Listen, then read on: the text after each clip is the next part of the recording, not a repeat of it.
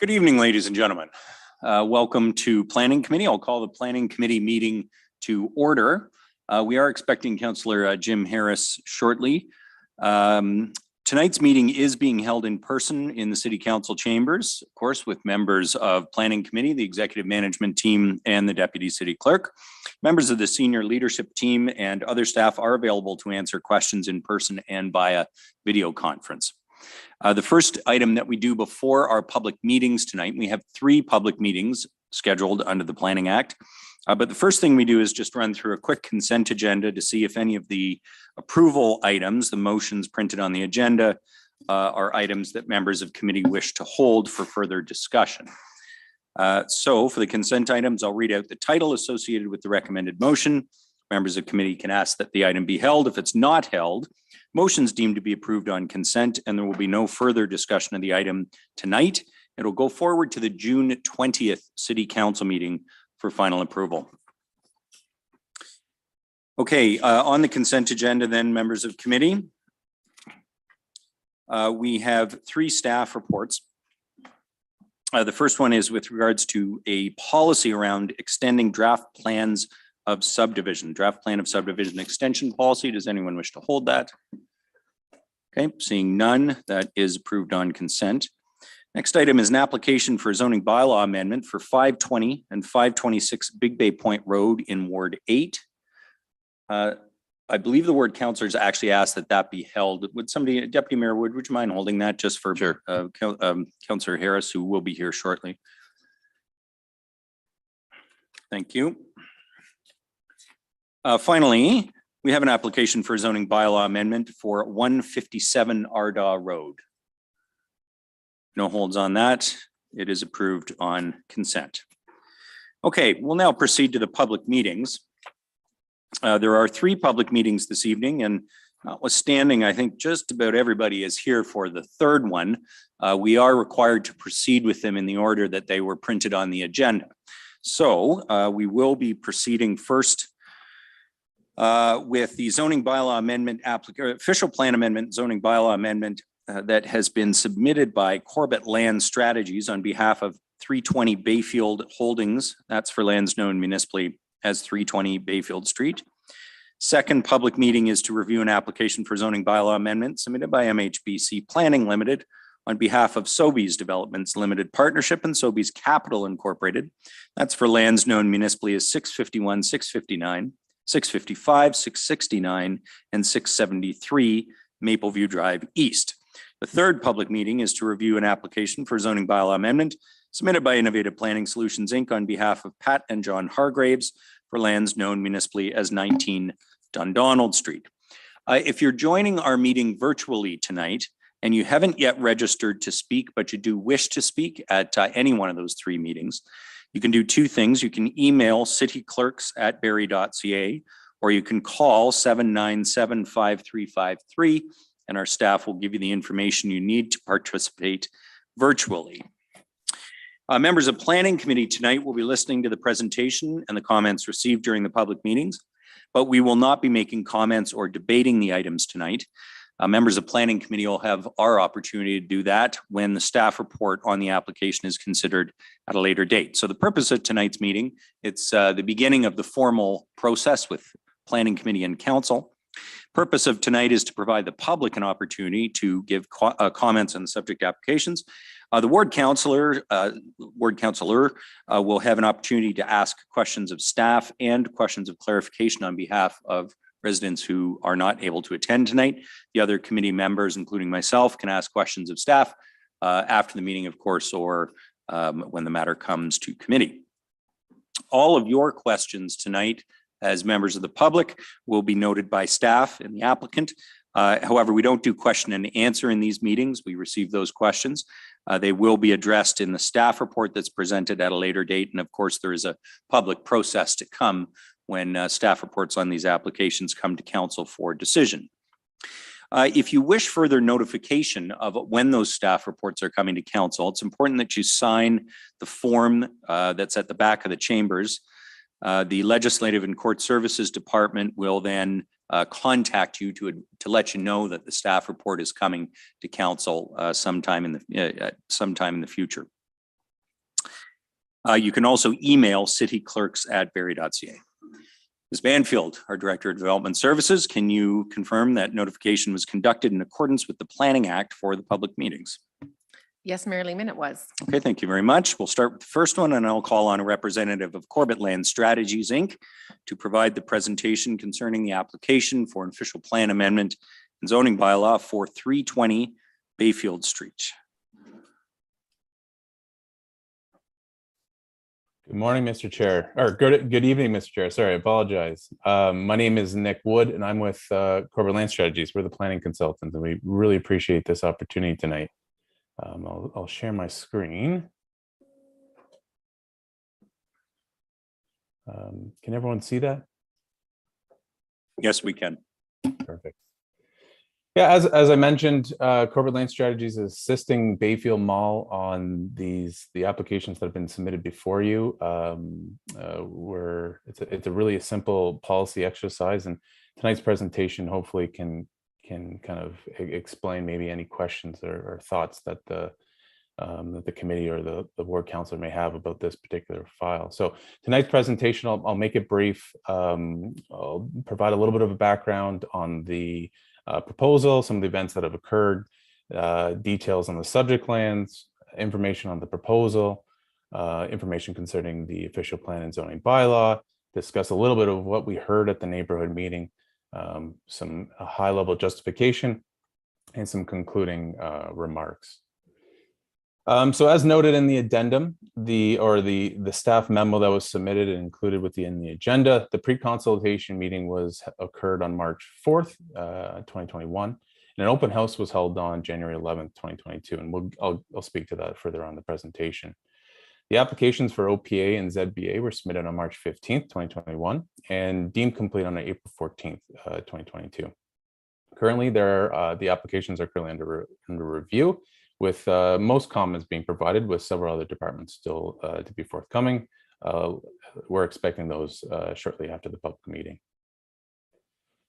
The subject lands are located at 320 Bayfield Street and are located northwest of Highway 400 and between Bayfield Street and Coulter Street. The area is approximately 12.6 hectares, and as we all know, currently hosts a diverse selection of retail stores and services. It's surrounded by residential areas to the north and west, commercial and retail to the east, environmental and open space to the south and west. The images before the committee just illustrate the location of where the self-storage use is currently anticipated to be located. And these are just the existing conditions. The proposal that's been submitted is to permit self-storage as a use through the submission of the OPA and ZBA applications.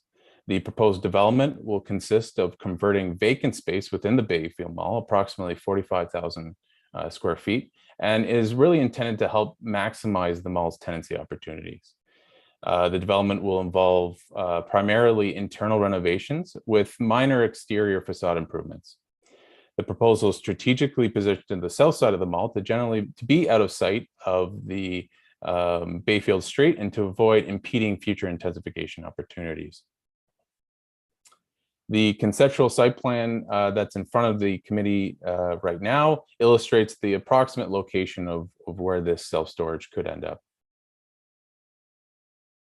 These are conceptual elevations which illustrate and give context to what could occur in terms of building materials.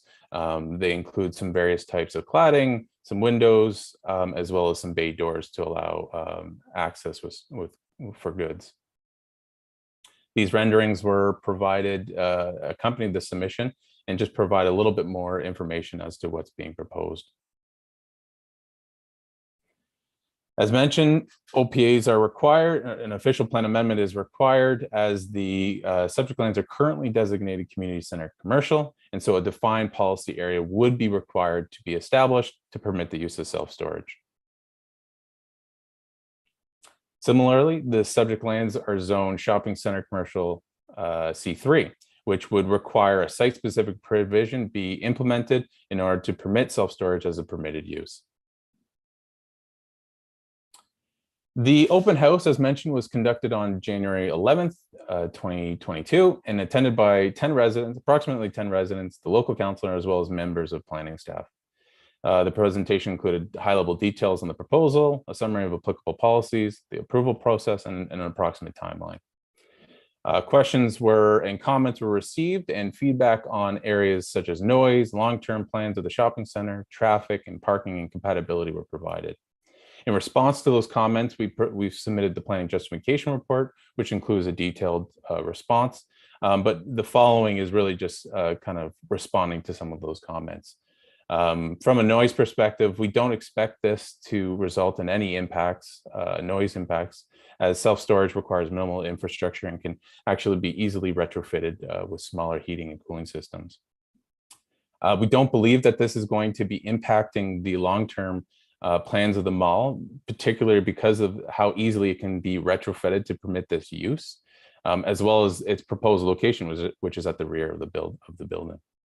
And primarily, this is used to provide additional tenant opportunities to satisfy current vacancies in a manner which is compatible with both current and future operations.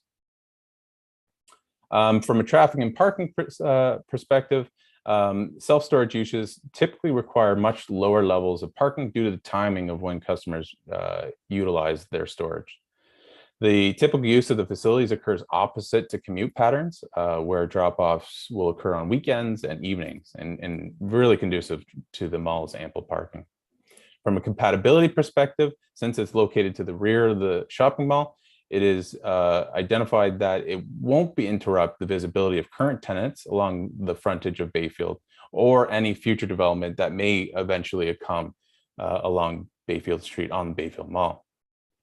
It would also be located closest to the existing apartment buildings, who may benefit from its services. It would also bring additional and improved lighting and security along the rear of the mall. And with minimal exterior improvements being needed, the aesthetic improvements to ensure compatibility will be implemented. From an official plan perspective, as the committee is aware, the official plan identifies the Bayfield Street as a secondary corridor, which is an intensification area.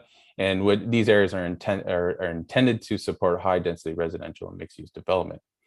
It's considered that this use, the self-storage use, is a residential adjacent use, if I can call it that, as it can support the density targets by providing some additional storage opportunities that may not be possible within some of these future mixed-use and intensified developments. It will efficiently use underutilized space and will be located to the rear of the mall so as to not interrupt opportunities for transit use. As mentioned, the subject property is designated community center commercial, and it's believed that the proposal is proposing self-storage, to be a permitted use, and which is believed to be generally consistent with the intent of the designation, as the designation seeks to provide a broad range of commercial and services uses that address the needs of residents within the service radius of the shopping center. From a zoning bylaw perspective, the lands are zone C3, which is not a permitted use, and self-storage is permitted within light and general industrial zones. However, the proposed use would not compromise the mall's ability to achieve the development standards of the C3 zone, as it would not require additional parking, density, or height or setbacks. And the proposed use would be consistent with uses already permitted within the C3 zone, including automobile repair establishment, building supply center, rental stores, and others. So some additional justification: self-storage as a use is broadly permitted or generally permitted in most municipalities in industrial zones. However, many municipalities are changing this and granting permissions to other zones, including commercial zones, because of the need of self-storage. Municipalities are updating these policies to reflect the distinctions mainly between large scale warehouses and self-storage facilities, largely because materials can be brought with relatively ease. Users store their goods and often do not return until it's needed, which creates this infrequent use. Facilities will often require lower infrastructure demands, such as water, wastewater, heat. Facilities are more conducive to incorporate higher levels of design. And there is an increasing need for storage with increasing intensification and making sure that it's in close proximity to users. So in conclusion, the proposed tenancy advances the general intent and policies of the City of Barrie official plan by supporting a broad range of services in commercial districts without precluding the long-term objectives of the applicable intensification policies. It similarly does not impede the new City of Barrie official plan objectives of achieving intensification and the evolution of complete communities. Only minor modifications are believed to be needed for the City of Barrie zoning bylaw, and which are necessary to implement the proposed project, and is believed to be largely consistent with the overall direction of the zoning bylaw. Overall, the proposed development to permit self-storage use is appropriate and desirable in that it requires minimal facility improvements to be achieved, is generally supported by residents as indicated through the conducted open house, expands the mall's list of permitted use to offer a wider variety of opportunities to secure tenants, ensures existing neighborhoods and future intensification projects can benefit from additional storage opportunities, and will not result in undue impacts to the local area. And that completes my presentation, so I'll stop sharing. Thanks for this opportunity.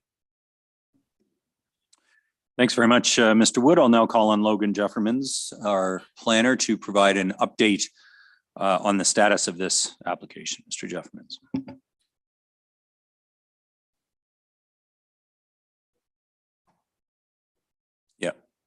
Yeah, I just need the little button on the, yeah.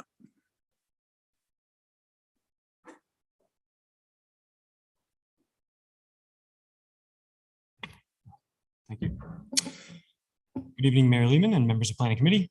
Further to Mr. Wood's presentation, please be advised that planning staff are currently completing the technical review process associated with this application. In addition to the memo that I've already provided to Planning Committee, or has been provided to Planning Committee, I will provide an update as well regarding the status of the application, the comments received from the public, and the primary planning and land use matters being considered by staff at this time.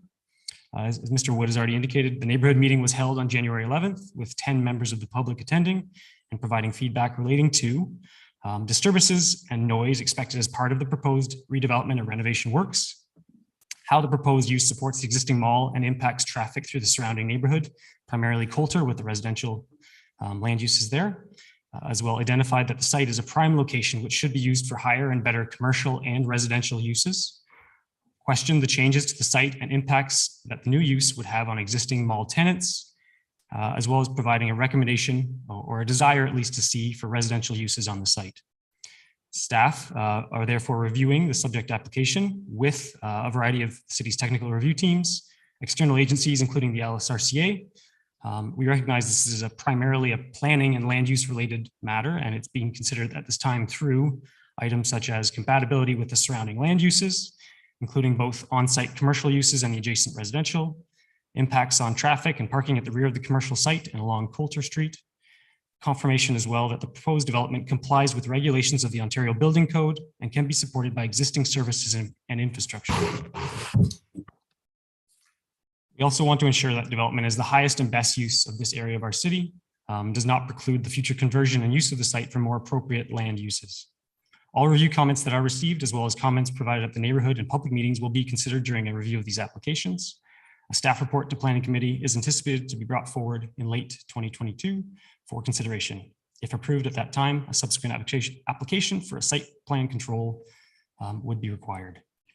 And that concludes my presentation. Thank you, Mayor Lehman and members of the Planning Committee. I'm happy to answer any questions or clarification as needed, and to hear from members of the public if present. Okay, thanks very much. Mr. Jeffermans, are there any comments from members of the public who are here tonight, present in the council chambers? If you would like to comment on this application, please come forward to the podium, and we need your first and last name and address for the record. I don't believe we have anybody registered to speak online.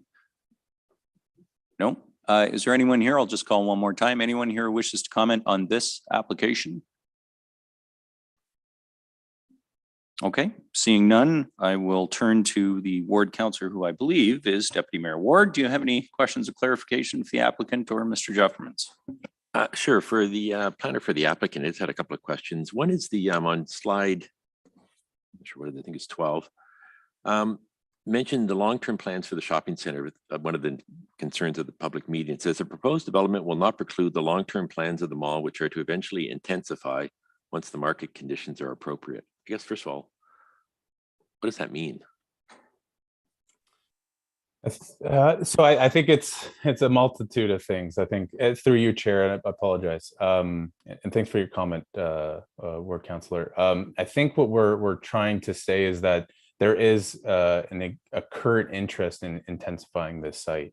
I think discussions, and we're actually joined by in the meeting by one of the representatives of the mall.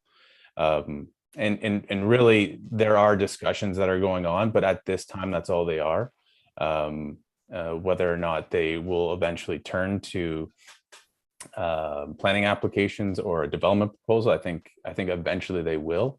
But there's a multitude of factors that I think need to happen. So I think like that language is really just to advise the council and residents that the mall is taking the intensification of this site seriously, and it is ongoing. Just to clarify, does that mean adding residential? It would. Okay, and you're saying this will not hurt the future plans to add residential to the site? No, It really would just broaden, I think, current tenancy opportunities as mentioned. Okay, the only other question I had was the everybody's going to access their units from internally. There will be no access directly from the roadway back behind the mall.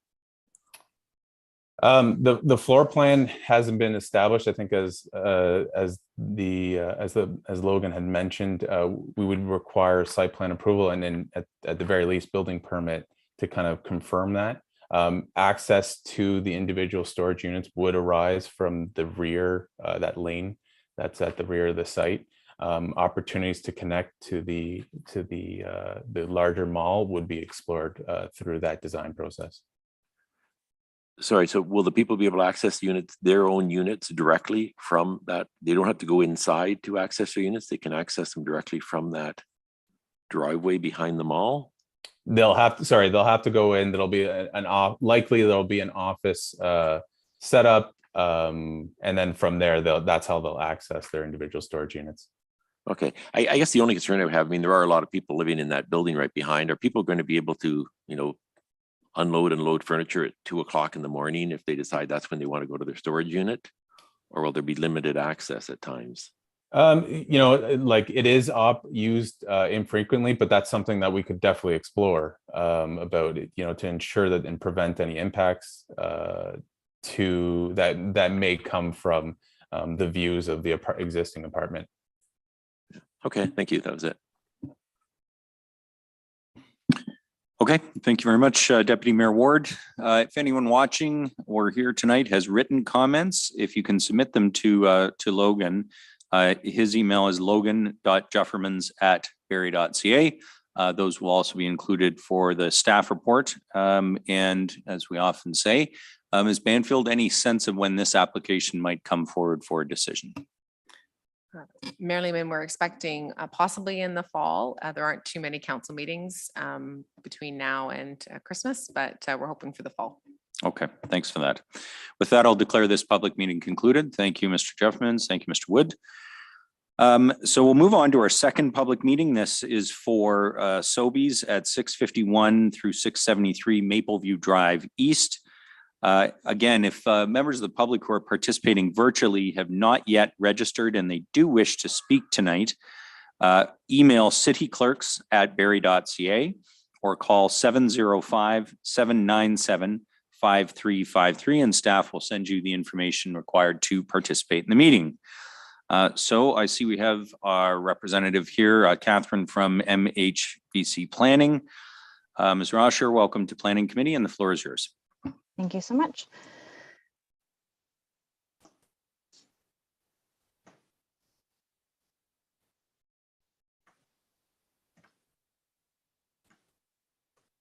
Okay, good evening, everyone, and welcome to tonight's public meeting. My name is Catherine Rocher, and I'm a planner with MHBC. I'm joined tonight by Phil Busby of Sobeys and Oz Kamal of MHBC as well. As noted, tonight's meeting focuses on the proposed development for the site located at 651, 659, 665, 669, and 673 Mapleview Drive East. We're pleased to share some information on the proposed development on behalf of our client, Sobeys. This presentation focuses on the zoning bylaw amendment that has been submitted to facilitate the site's development. The application focuses on introducing new commercial uses on the site, including commercial retail and a food store, in order to facilitate the comprehensive development of the lands. Before we begin, I'd like to take this opportunity to acknowledge the traditional territory of the Anishinaabe people, which include the Ottawa, Ojibwe, and Potawatomi nations, collectively known as the Three Fires Confederacy.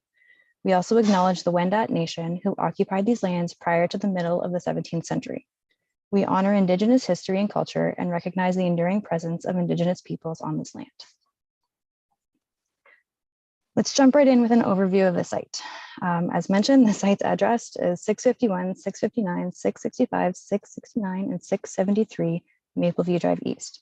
The site is located on the southwest corner of Mapleview Drive East and Yonge Street and is approximately 3.3 hectares in size, with about 315 meters of frontage along Mapleview Drive East.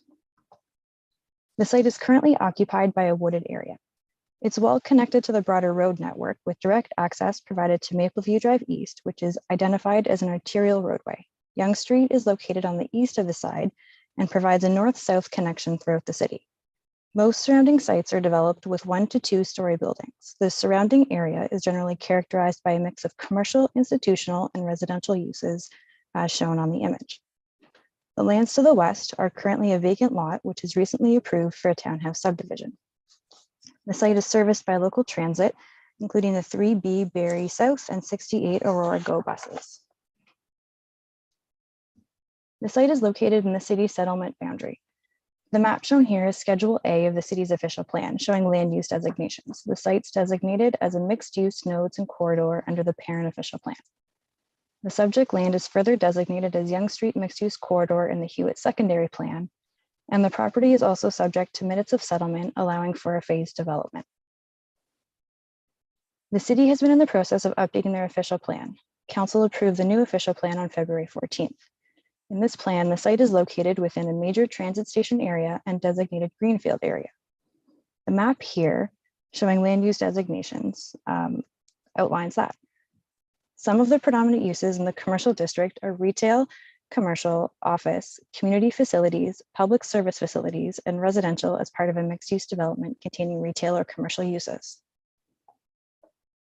Looking at the city's zoning bylaw, the site is zoned agricultural general zone, which allows for a range of agricultural uses, but does not permit retail or other commercial uses. The proposed zoning bylaw amendment will rezone the lands from agricultural general to a general commercial zone. The general commercial zone permits a range of commercial uses, including retail stores, which include food stores, restaurants, and convenience retail. Also permitted are offices, childcare, and personal service stores.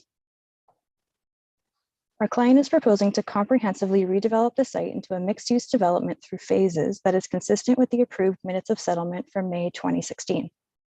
The first phase shown here consists of 6 single-story retail buildings throughout the property. The retail buildings will be anchored by a proposed food store under the Sobeys banner. Access will be available through both Mapleview Drive and Yonge Street. It's proposed that there will be an overall gross floor area of 7,600 square meters, with approximately 445 parking spaces.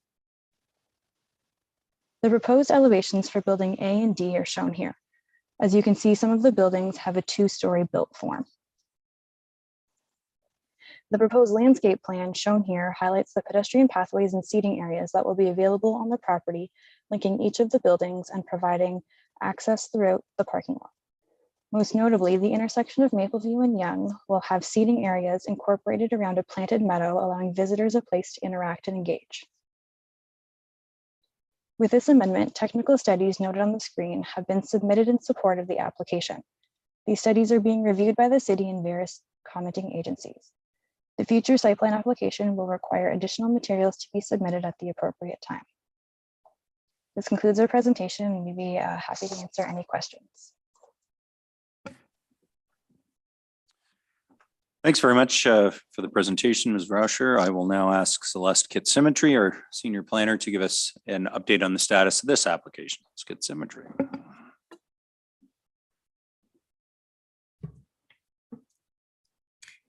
Good evening. Thank you, Mayor Lehman, members of Planning Committee, and the public. Further to Ms. Rauscher's presentation, a memorandum has also been prepared by staff and as regarding the submission and is part of tonight's agenda. The application is currently under review by planning staff, the city's technical review team, and external agencies such as the LSRCA. A full analysis of the application will be provided when a staff report is brought forward to Planning Committee. The primary planning and land use matters being considered include the general design permissions in accordance with the site-specific settlement and the provisions of the Hewitt's secondary plan, integration with the existing and proposed developments along Mapleview Drive East and Yonge Street, and the proposed phasing of the project and interim uses for the vacant lands. A recommendation on the proposed amendment to the zoning bylaw is anticipated to come forward to Planning Committee in late 2022 or early 2023. All of the submission materials and key dates associated with the development of the site are also available for view online on the city's proposed development webpage under Ward 9. Alternatively, you can contact me directly. And that concludes my presentation. I'm happy to answer any questions of clarification and to hear from members of the public. Thank you. Okay, thanks. Let's get some tree. Are there comments from members of the public who are here tonight in the chambers? Anybody who wishes to comment, please come on down to the podium and give us your name and address and your comments. Okay, not seeing any takers. I don't believe we had anybody register online for this one either, so I'll give a final call. Anyone else who wishes to comment either online or in the chambers on this application? Okay, seeing none, I will go to the ward councillor, Councillor Morales. Any questions of clarification? Thank you, Mayor Lehman. To the presenter, the variances in this application are very minor. Like we're talking a couple meters on the side, a couple meters in the front, which actually makes it better for urban design purposes than the awning, which actually makes it more friendly in Europe-like. So I'm all for them. Obviously, you're here because you're going from agricultural to commercial. Otherwise, these could have been something like a committee of adjustment thing. My main question is, does your client consider putting a mixed use residential tower specifically on the east side? And the reason for my question is lots of commercial here, housing in Barrie, in a lot of municipalities in Ontario has blown up. Affordability is gone. Just take a look at MLS. And I know a lot of similar players in the industry. I know Sobeys is in food produce, but there's a couple of other players that are starting to pivot and realize that they have a lot of parking and they own a lot of prime land in cities from 30, 40 years ago or from 10 years ago, where it makes sense now to do multi-res development so we can get some housing. Is that something that so why doesn't your client have a proposal for mixed use, even if it's at a phase 3 and the market accepts it at that point? So through the chair to, Mr. Morales, this is phase 1 of an overall comprehensive development. We're following minutes of settlement that were approved in 2016. The phase 2 development is intended to have residential and mixed use. So we would intend to provide it in the second phase. Perfect. And phase 2, I'm looking at slide 11. That's south of that, right? Correct. Okay, perfect. Is there a reason why your client isn't doing them all together and getting the zoning all at once? Just curious. Just based on market conditions and ensuring that phase 1 gets approved and working through what phase 2 may look like, market uptake and the need for retail in the area. Okay. My next question is the possibility to improve transit. So is there any design considerations? By the way, that's a really good image on slide 11. It's well detailed. We usually don't get this kind of detail. And I really like what you're proposing north of building F with the drive-through. You're doing it, drive-throughs aren't encouraged on main roads, but you're doing it in a way that is going to keep Mapleview and Yonge a little bit safer. Is there any possibility for you guys, for your client to integrate a bus lay in and lay out either on Mapleview or Yonge Street? This obviously is kind of a hub. And we're encouraging, to increase rider transfership. So considering that you have the land, you essentially have, your client has a blank slate, if you will, right? There's no having to buy 2 meters here and there. I think the integration of a bus lane and layout would be good for riders of transit, but also if you never ride a bus in your life and you're just in your car, having the bus move out of your way actually is good for commuters as well. That's a fair point. I do know that Mapleview and Young are both to be widened eventually, and that's something that we can take back to our team and look at. Okay, perfect. And one more thing, this is a site plan question, so I don't want to get too granular beyond this one. But is there any plans for your client to integrate charging stations? You have a lot of parking. Whenever I see parking, I see an opportunity either for multi-res or for charging stations. And again, some of your competitors have already done that in the north end of the city. And it's something I encourage any applicant to incorporate. So is there plans to do that? I know obviously level 3 is a little bit tough and sometimes people are only in and out for 15 minutes. Through the chair to you. At this point, we have not taken a look at it, but it is something that we will start looking at as we get further into the process. We can take that back with our team. Okay, perfect. Those are all my questions, Mayor Lehman.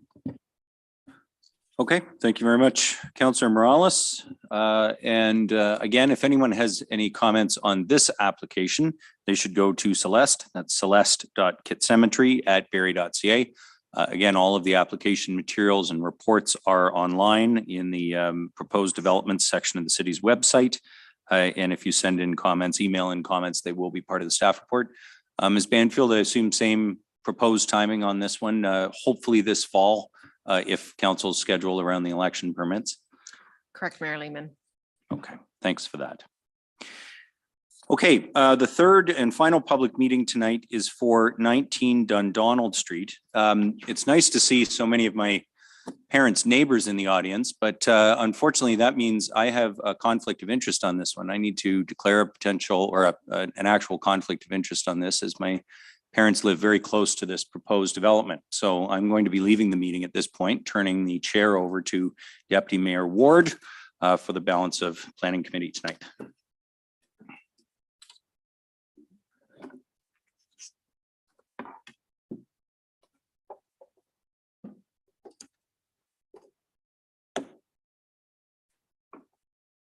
Did he take his cheat sheets? He did. Thanks.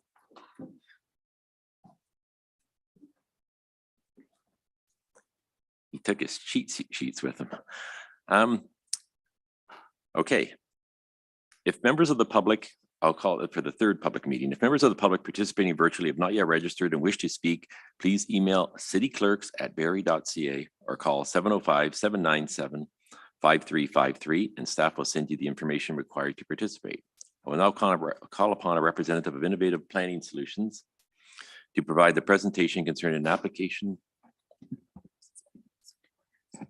Oh, okay, I'll finish this.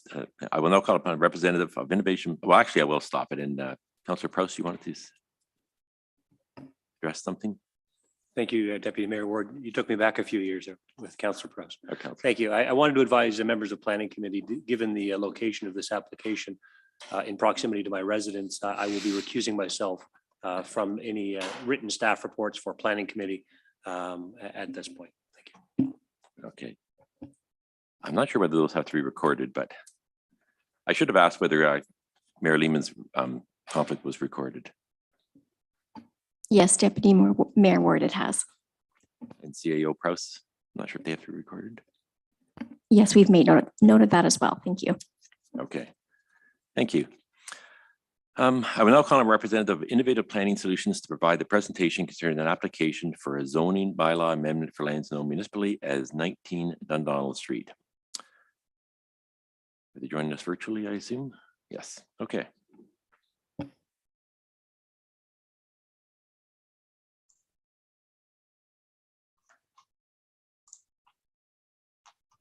And go ahead.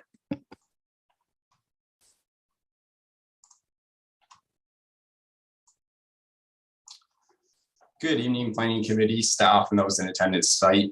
My name is James Hunter, and I'm a senior planner with Innovative Planning Solutions here in Barrie. We are representing the applicants tonight for a rezoning located at 19 Dundonald Street. The subject application applies to two properties located at 19th and Donald, shown with a red outline on the slide. It is located at the intersection of the Donald Street and Collier Street, Blake Street. The subject lands have 99 meters of frontage along the Donald Street and land holdings of 0.38 hectares. The lands are triangular in shape and contain significant grade change, does slope from north to south. The current land uses on the property are northern portion residential with a one single detached residential dwelling and accessory uses. And on the southern portion, it is vacant with scattered tree cover. This slide here just shows a virtual image of the subject lands. So the top one is looking from the Donald Street up the hill, and the lower image is on the subject lands looking back south towards Donald Street. On this slide here, you can see the location of the subject lands. To the north is the St. Mary's Church and the seniors' residence. To the east is the Dupper Street right-of-way, which is approximately 20 meters in width. To the west is the 4-story residential condominium adjacent and residential uses. To the south is the Blake Street, Collier Street, and Donald Street intersection. And to the south as well, along Blake Street and Collier Street, you have public transit available, with 3 stops shown in this circular T. And to the south is a variety of condominium and apartment uses, which range from 4 to 14 stories in height, located throughout the neighborhood. The proposed development that we're here for tonight is a 9-story residential condominium with 58 units. The development proposes a building height of 27.4 meters, which does offer a density of 149 units per hectare. A building footprint of 742 meters squared is proposed, and this results in a gross floor area of just under 7,000 meters squared. The proposed built form has been designed to frame the site, and this promotes a stronger street side presence along Dundonald Street and establishes an urbanized streetscape. We do have a 3-meter landscape buffer maintained along the boundary of the site in a dark green, which provides a buffer to adjacent uses and supports landscape measures. The proposed setbacks for the development is 7 meters to Dundonald Street. The rear yard, which contextually acts as interior side yard, is also 7 meters. And interior on this side here is 15.3 meters to the lot line. With this development comes 99 parking spaces at grade, which does provide a generous parking ratio of 1.7 spaces per unit. And this offers 17 at grade with the remaining 82 spaces located underground. We have 2 site access points provided off Dundonald Street. One is located to the north, connecting to an internal driving aisle with at-grade parking, which is located up here, and it connects into the main building entrance and lobby. For the development, we have introduced a right in, right out, which is onto Dundonald Street to ensure that there are safe traffic movements in the winter months, improve visibility for entering and exiting the site, and controlled vehicle movements along Dundonald Street. The second access point we provided is down towards the southern limits of the site, which does connect into 2 different levels of underground parking. Amenities for this project includes a common event space and room, private balconies for each unit, a fitness room, storage lockers, and bicycle parking underground. The waste will be provided from an internal waste room. And the intent of this development is to provide a transition of density, recognizing that the subject lands are located in close proximity to the city's downtown, which is the urban growth center, and where high density development is anticipated within the UGC. The intent of this slide here is to address some of the public concerns and city concerns regarding the visual model of the development. As you can see, the intent of this is to show the building height within the existing context of the subject lands. The development would be contextually appropriate within the development that exists today, which is 4 to 14 stories along Blake Street and Collier Street. Second visual model shows the subject development in the context of the downtown UGC as well as the surrounding land uses. So you can see the subject development here, which is integrated into the tree line. And you see the development that is existing today at around 10 to 15 stories in the immediate area. And the proposed development that is planned within the downtown UGC, which is 10 to 30 plus stories in height. Regarding the current official plan, the subject land is designated as residential, and it is located along a local road, which is Dundonald Street, but it is at the intersection of an arterial road, which is Lake Street, and a major collector, which is Collier Street.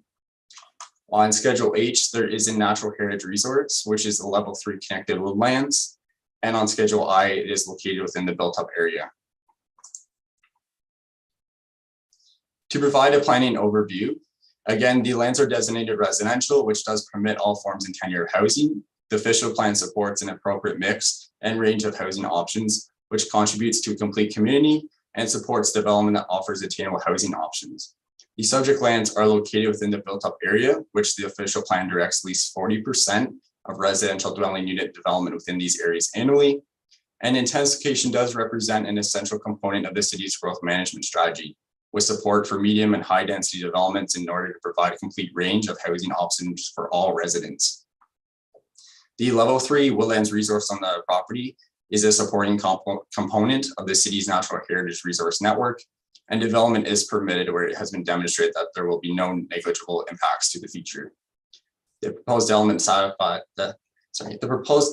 satisfies the locational criteria of the official plan, which relates to infrastructure and road network, transit, density, compatibility, urban design, and heritage resources. And the official plan does direct the zoning bylaw to be amended to allow for innovative housing, where it is recognized to be in accordance with good land use planning principles. And the proposed development is supported by the City of Barrie official plan with no OPA required. The application we are considering tonight is the zoning bylaw amendment. The subject lands are currently zoned as residential single detached dwelling second density, which is R2 in the zoning bylaw. To permit the proposed condominium development, a zoning bylaw amendment is required. And the application would amend the zoning bylaw to the residential apartment dwelling first density 3 with a one special provision for a gross floor area of 114%, where 100% is permitted. Again, with the zoning bylaw amendment, I just wanted to demonstrate the conformity to the bylaw. And we have the one SP, which is highlighted for a GFA of 14% over the 100% permitted. With the application, there was a number of key studies that were provided to address a number of concerns and requirements from the City of Barrie, including the planning justification report, urban design report, hydrogeological assessment and geotechnical investigation, a functional servicing and stormwater management report, a traffic brief and parking review, an arborist assessment, an environmental impact study, a number of architectural drawings, a shadow analysis, and as well, we did have a historic neighborhood character impact evaluation done. On this slide here, you can see a shadow analysis of the proposed development, and it shows the shadows cast throughout the year on the adjacent lands by the proposed 9-story residential condominium. Shadows are demonstrated through the spring, summer, and the fall months. And shadows, as you can see, are limited to the early morning and the late evening hours. So this is showing the early morning and late evening hours. And in the daytime hours, which is located through here, the shadows are retained within the subject lands. The results indicate that there are minimal impacts on adjacent residential and surrounding properties. In conclusion, the proposed zoning bylaw amendment will facilitate the development of a 9-story, 58-unit residential condominium at 19 Dundonald Street. The application seeks to amend the City's Barrie zoning bylaw to rezone the subject lands from residential single detached dwelling second density to the residential apartment dwelling first density 3 with special provision zone. Development through intensification is supported as it efficiently utilizes land, existing infrastructure and services, and does contribute to a more desirable compact form. The City of Barrie official plan encourages development that contributes to the creation of complete communities and offers intensification, which is an essential component of the city's growth management strategy. The proposed development offers redevelopment and intensification on lands that are strategically located within the built-up area of the city, and this is in close proximity to the city's urban growth center. In support of diversified housing options and improved housing attainability within the City of Barrie, the proposal would introduce new options to the city's housing stock while assisting with the city achieving the mandated housing and density targets. Thank you, Planning Committee. That concludes my presentation. I will turn it back over to the chair, and I'm happy to answer any questions directed my way. Thank you, Mr. Hunter. I will now call upon Andrew Gamero, planner, to provide an update on the status of the application.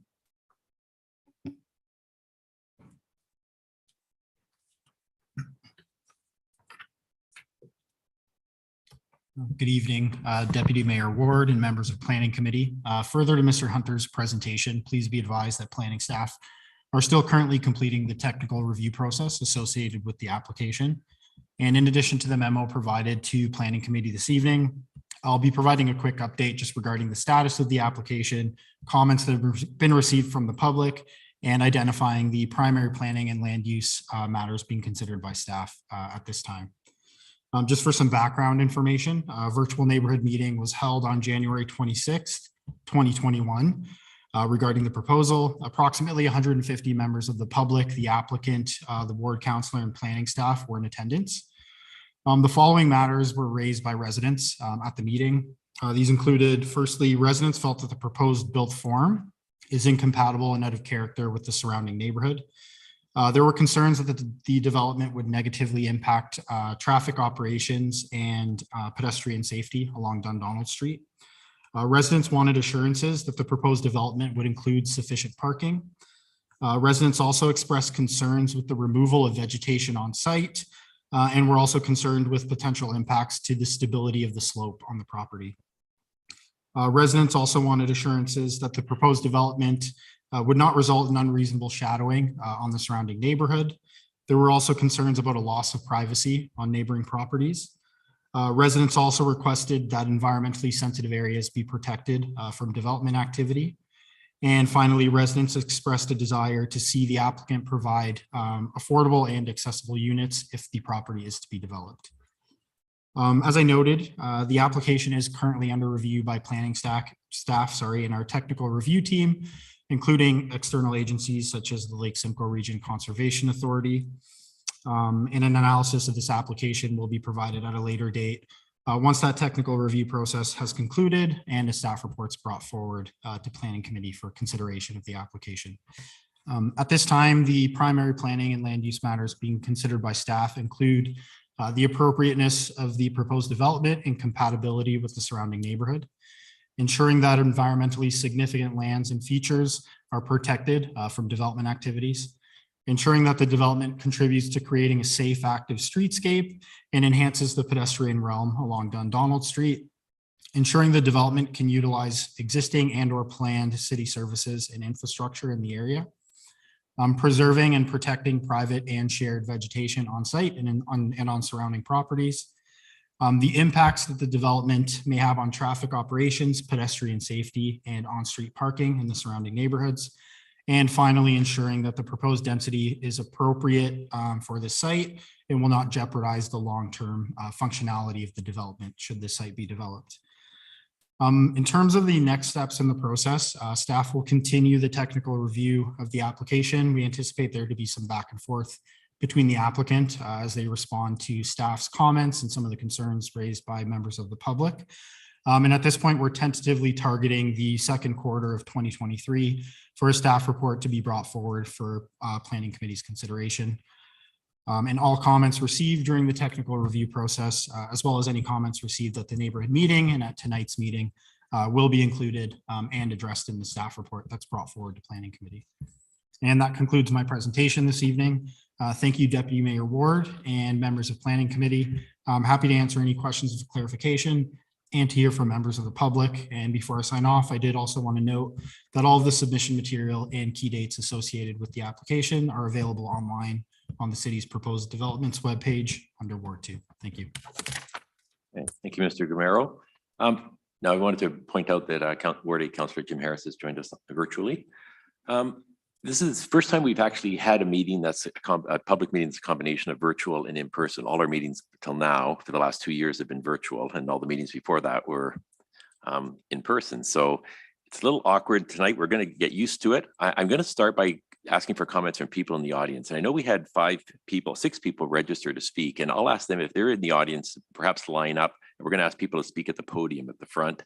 And the people that have registered to speak were Nick Lougheed, Mark Brenner, Beth Foster, Charles Bean, I hope I pronounced his name right, Stephen DeRusit, and Blake Edgar. So if they're in the audience, I know some of them are, if they can line up at the podium to speak, we'll start with them, and anybody else that's interested, we'll also ask them to speak. So begin. And I just want to remind people that Please approach the podium and begin by stating your first and last name and your address for the record.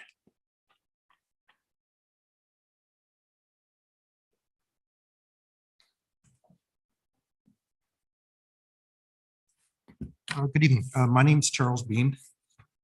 I live at 49 Teresa Street, which is right at the corner of Teresa and Dundonald. I submitted a fairly lengthy written analysis of the traffic report. I certainly don't plan on going through the entire thing, but I do want to highlight the main issues that I found. First and foremost was the traffic counts.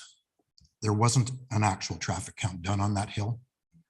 There was an extrapolation from previous staff reports that determined that there were 438 vehicles per hour using that hill in peak hours, which is like 7 vehicles a minute. Anybody that knows that hill knows that is not an accurate number. I actually did 2 traffic reports myself and found that the vehicular traffic is around 40 per hour in peak period. There was a conclusion that there would be about a 4% increase in traffic at that disjointed intersection down at Dundonald and Collier. I think the true number of increased traffic is probably getting close to doubling what's on the hill now. Granted, that would still be a lightly traveled hill, but I think it should be. I don't think there should be a doubling of traffic given the issues there. There's safety issues. They certainly had tried to address that blindness at the top of the hill, both northbound and southbound traffic. I don't think a one-way exit halfway or 3/4 the way up the hill really addresses that problem. I'm not sure there is a solution for it. And I think the report was totally silent on, again, that disjointed intersection down at Collier Street. A couple of things that it didn't mention, the construction phase. Where are all the trades going to park? It's a very small site, particularly the flat area. I suspect they can't all park on site, so they're going to have to park in the street. But more importantly, delivery of construction materials. If you look at the Lake House project, they were able to close a whole lane of Dunlop Street. And you see those big 40-foot trailers with the steel coming in and unloading. I fail to see how that's going to happen on Dundonald Street. There's no shoulders. I don't think those big trucks could get on the site to unload. And how are they even going to get there?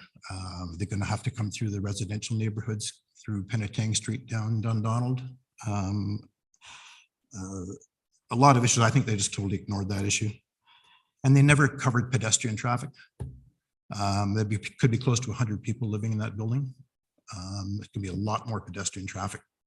And again, there's no sidewalks, no shoulders. It's a very narrow road. I've measured it, it's about 20 feet wide. That's actually navigable before it falls off into the ditching. They did mention that they were putting bicycle parking in to encourage bicycle use. I have made it up that hill, but I don't know too many people that can bicycle up a 17 degree grade hill. I think there'll be a lot of pedestrians, and some of them will probably be pushing bikes. So sharing it with all the roads. So I think the safety concerns on that hill were just totally overlooked. The traffic count is totally wrong. I think the conclusions and recommendations on that report just totally need to be revisited because they're not right. A couple of other quick issues. I think other people will be speaking to them, but that site isn't serviced right now with appropriate services. It contemplates Dundonald Street being reconstructed somewhere in the next 2 or 3 years, which means I guess those services will be put in at the city's expense. But it doesn't contemplate widening of the street. So I presume even after the new services are in and it's repaved, there's still going to be no sidewalks or shoulders. That project is located outside of the intensification area, which I believe ends at Bursey Street. This isn't an anti-development grant. If they want to develop this site, that you just passed an official plan. It's got rules for a local road like that a building should be no more than 3 stories. There's a test for 4 stories, but it doesn't pass. But there's already in Ward 2 alone, when I counted on their website, 21 other projects in various stages of development. And I don't know how you all keep up with that. That's 6,000 units, possibly 9,000 people. I'm not sure this project is really needed to meet the intensification needs of the city of Barrie, but perhaps we could get Andrew to maybe comment on that later. Our feelings is that this building is just too tall, too large, and too dense for this particular use. You know, if it's determined that that's an underutilized piece of property and it could be intensified, that's fine, but do something that complies with the rules, do something that's safe, do something that's more appropriate for the neighborhood, which is primarily single family and low rise apartment buildings. And it fits in with the topography of that steep hill better than it does now. I should mention the neighborhood group, we are in the process of hiring a planner.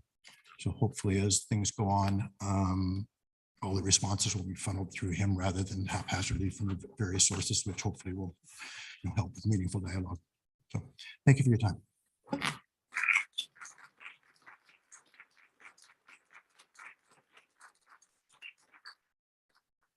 Thank you, Mr. Bean. And Beth Foster, you want to go next?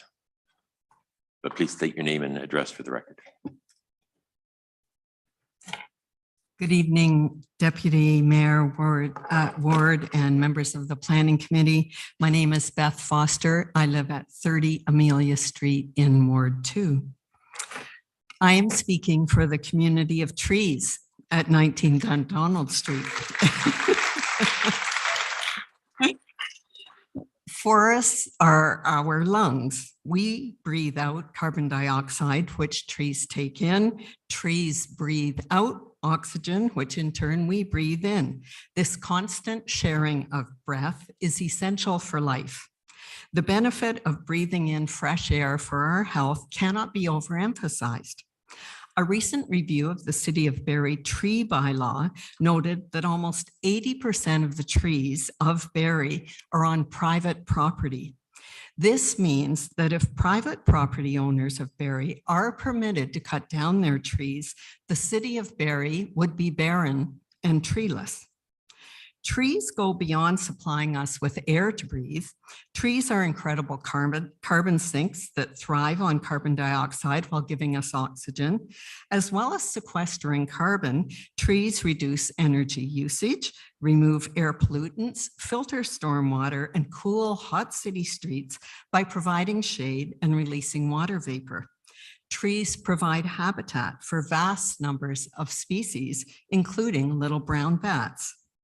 A bunch of trees together in a city is called an urban forest. Urban forests increase our quality of life by promoting mental well-being and encouraging physical activity. They reduce air pollution, cool temperatures in the summer, and protect biodiversity. 8 in 10 animal species found on land live in forests. Urban property values increase with more trees, and neighborhoods benefit from increased shade and beauty. Urban forests also improve water filtration, store water, and reduce stormwater runoff, a major infrastructure concern and expense in Barrie recently, and especially important on steeply sloped land. If there were no trees on this section of 19 Dundonald, today's rains would have completely eroded that slope, threatening the house at the bottom of the hill. Urban forests have a positive influence on visitors' perceptions of a city and bring an abundance of joy into our lives. Just seeing trees makes us happier and healthier. Humans heal faster when they have a view of trees. I could also go on at length about the soil that trees grow in. We need to preserve our soil so earthworms and millions of microbials living in the soil can do their job so trees can grow. Simply put, tree planting and preservation provide many benefits to the environment and humankind and all living creatures. The City of Barrie official plan confirmed 2 natural heritage features at 19 Dundonald. identified as a level 3 natural heritage resource in the City of Barrie official plan and potential habitat of an endangered and threatened species. The natural heritage resource identified part of the subject property at 19 Dundonald as a significant woodland, what I call an urban forest. In a recent review of parks by the City of Barrie, it was also identified that the East End had fewer parks than any other part of the city. We need more of these green spaces, not fewer, especially with intensification. Riverstone Environmental Solutions, Inc. was retained to prepare a tree inventory assessment and preservation removal plan for 19 Dundonald. It was done on September 3rd, 2020. According to their report listing impact assessment and recommendation, existing trees within the subject property may be negatively impacted during grading, construction, and other activities associated with implementation of residential development activities via the following 4 pathways. Number 1, direct tree removal in areas where trees conflict with building envelopes or areas of site alteration. Number 2, mechanical injury to the trunk, roots, branches, and or foliage during construction activities. Number 3, soil compaction within the rooting zone. Number 4, smothering or exposure of roots as a result of changes in grade. To say this construction may negatively impact these trees is a laughable understatement. Riverstone anticipates that 35 trees within the subject property, in addition to the 3 right-of-way trees, will need to be removed. In accordance with the City of Barrie policy, trees occurring along property edges will require adjacent landowner permission for removal. This only refers to boundary trees, those on the edge of the development, and not to the many mature sugar maples, red oaks, white ash, Manitoba maples, and beeches in the middle of the property that will also be cut down. Interestingly, this Riverstone assessment identified 2 healthy, mature black walnut trees on the City of Barrie property that would have to be chopped down, and that their replacement reimbursement would be $480 and $278. Black walnuts are among our most precious North American hardwoods. They are prized for their timber as well as for their nuts, which are a rich food source for many creatures, and for their medicinal properties. The average price of unprepped black walnut wood is $5.25 a foot, which is about $1,300 for the wood in one of these trees. Anyone who has bought a new little sapling recently at Garden Gallery can tell you that it is a travesty to suggest that a towering, mature, healthy black walnut tree can be replaced by a new little sapling. The benefits trees offer to our planet increase exponentially as they age. So the health and environmental benefits of these 50-year-old walnut trees cannot be replaced by 1 new sapling or even 10 new saplings. In the scoped environment impact study, 4 trees were identified as having potential for little brown coyotes and northern coyotes, which are bats, within suitable cavity and snag trees, which are along the woodland slope, which are used as bat maternity roost habitats. These little brown bats are endangered. Species in their habitat listed as threatened or endangered are protected under the Ontario Endangered Species Act.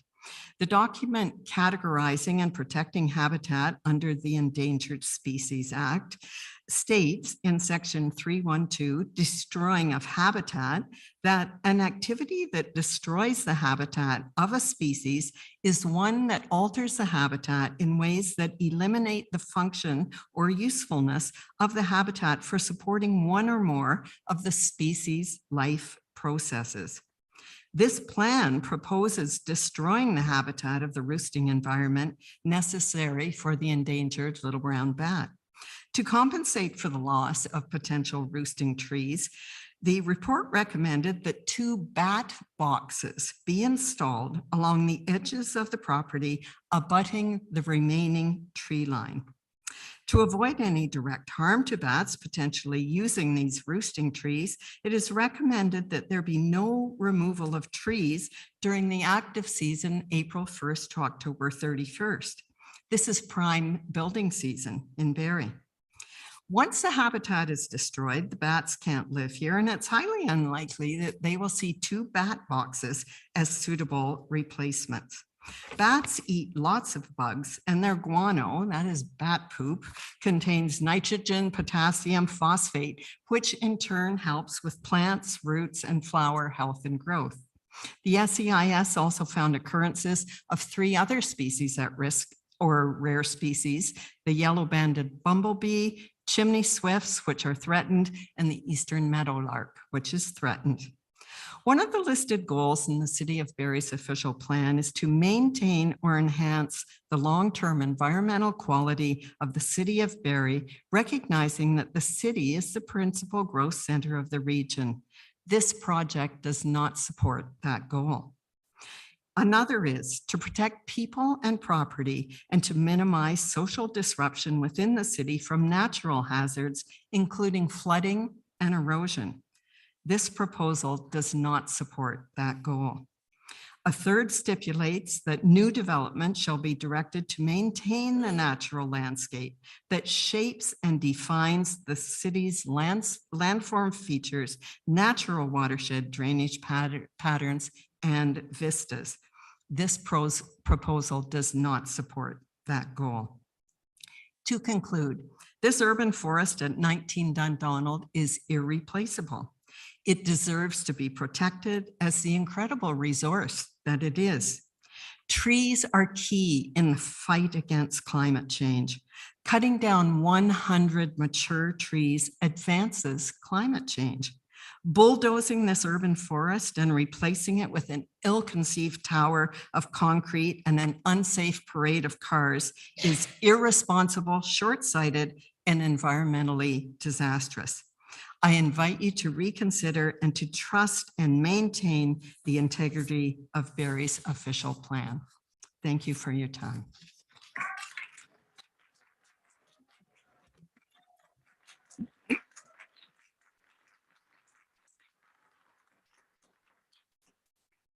Thank you, Ms. Foster. I will now ask if there's anybody else that's in the chambers that wishes to speak on this matter to come forward to the podium. And once again, identify yourself, your name and address. And just wanted to, well, Kathy's making her way there. Just wanted to note that anybody who's submitted written comments, those are also taken into consideration in the final report. Okay. My name's Kathy Colbatch. I live at 97 Cumberland Street in Old Allendale. I am also a member of the Heritage Barrie Committee and co-founder of the Allendale Neighborhood Association. So the 2 speakers before me stole my thunder. That's all I can say. Thank you so much for coming out and speaking tonight. That's wonderful. I really don't have a whole lot to add other than in terms of the actual house on the property. So a heritage neighborhood evaluation report was done. And what that report is lacking is any detail in history on the house itself and the land itself. So while there are maps that can be pulled from any sort of library book or historical document, there isn't anything really about the house other than what the windows look like, what the doors look like. So I would like to suggest that a heritage impact assessment be done because that information is not included in the report that was done. I think one of the things that we have to consider and keep in mind is that we are the guardians of our history, both for our built form heritage and for our natural heritage and the tree canopy. So as was mentioned previously, the trees are important for a number of reasons. And no, you can't replace them with saplings, or $480 does not cover the cost of a tree. I'm sorry.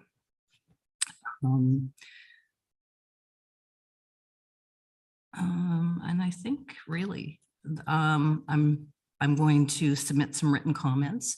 We have a Heritage Committee meeting tomorrow. I don't think this is on the agenda, but I might make a few comments. And I have reached out to my Heritage counselors with comments as well. So I know that they're interested in this. So I thank you for your time. And again, we are the guardians of our history and we have to pay attention. And if for any of you counselors that have not been up and down Dundonald Street, have a look around Teresa, Highland and Amelia, I invite you to do that because there are some beautiful homes. And although this is not recognized currently under the official plan as a heritage neighborhood, it is and has been added. Both the East End neighborhood and the Kempenfeld Village have been added to the new official plan, which was approved by council. And we are awaiting the province's approval on that as well. So again, although it's not currently approved, all you have to do is drive up and down the street or walk up and down the street and deliver application forms for people to list their homes on the Heritage Registry. You will see what we're talking about. So I thank you for your time.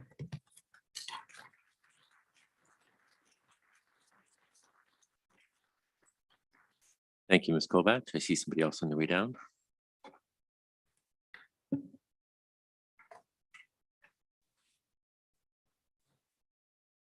My name is Anne Marie Dixon. I live at 10 Highland Avenue with my husband, Chris Dixon. We've made a written submission, but I also wanted to speak tonight.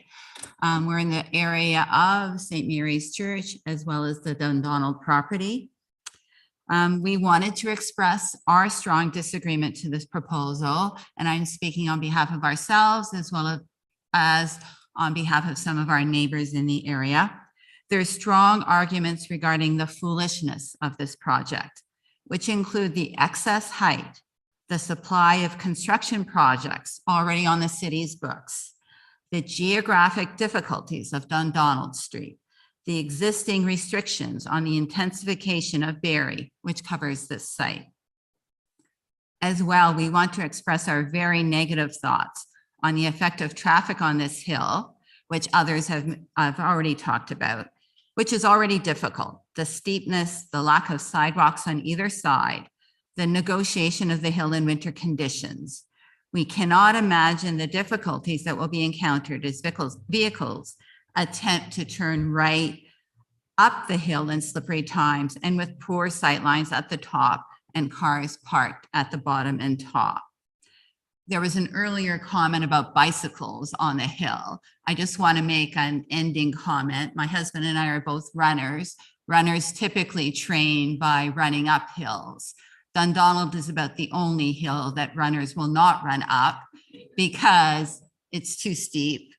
There are no sidewalks and there's poor visibility. Thank you.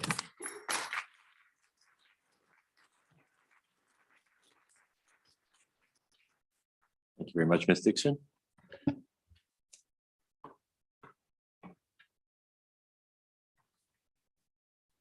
Good evening. Thank you, everyone, for giving us this opportunity. Nadine Carr, I forgot my name, and I live at 49 Teresa Street. I just want to apologize for all these people here because we have strong opinions and we really care about this neighborhood. It's a great small oasis in a now big city.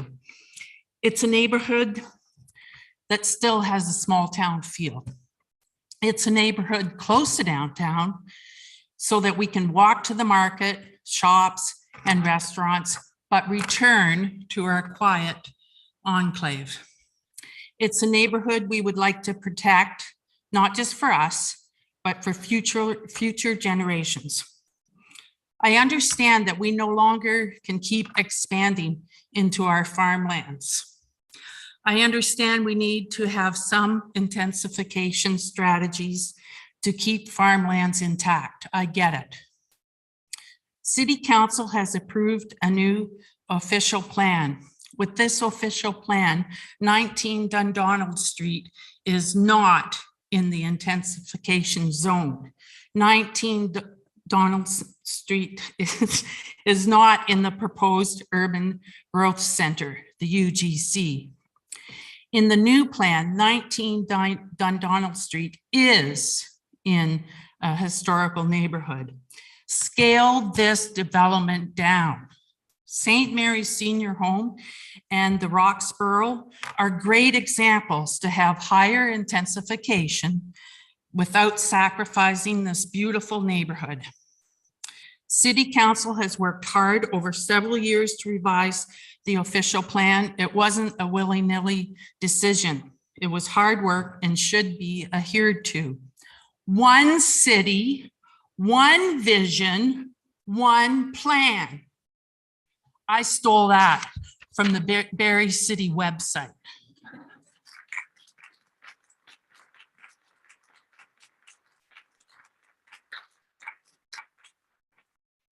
Yeah, thank you, Ms. Carr. Anybody else? And I will, after we go to the people that are online, I will come back to the audience to check, but I just want to see if anybody else wanted to speak right now.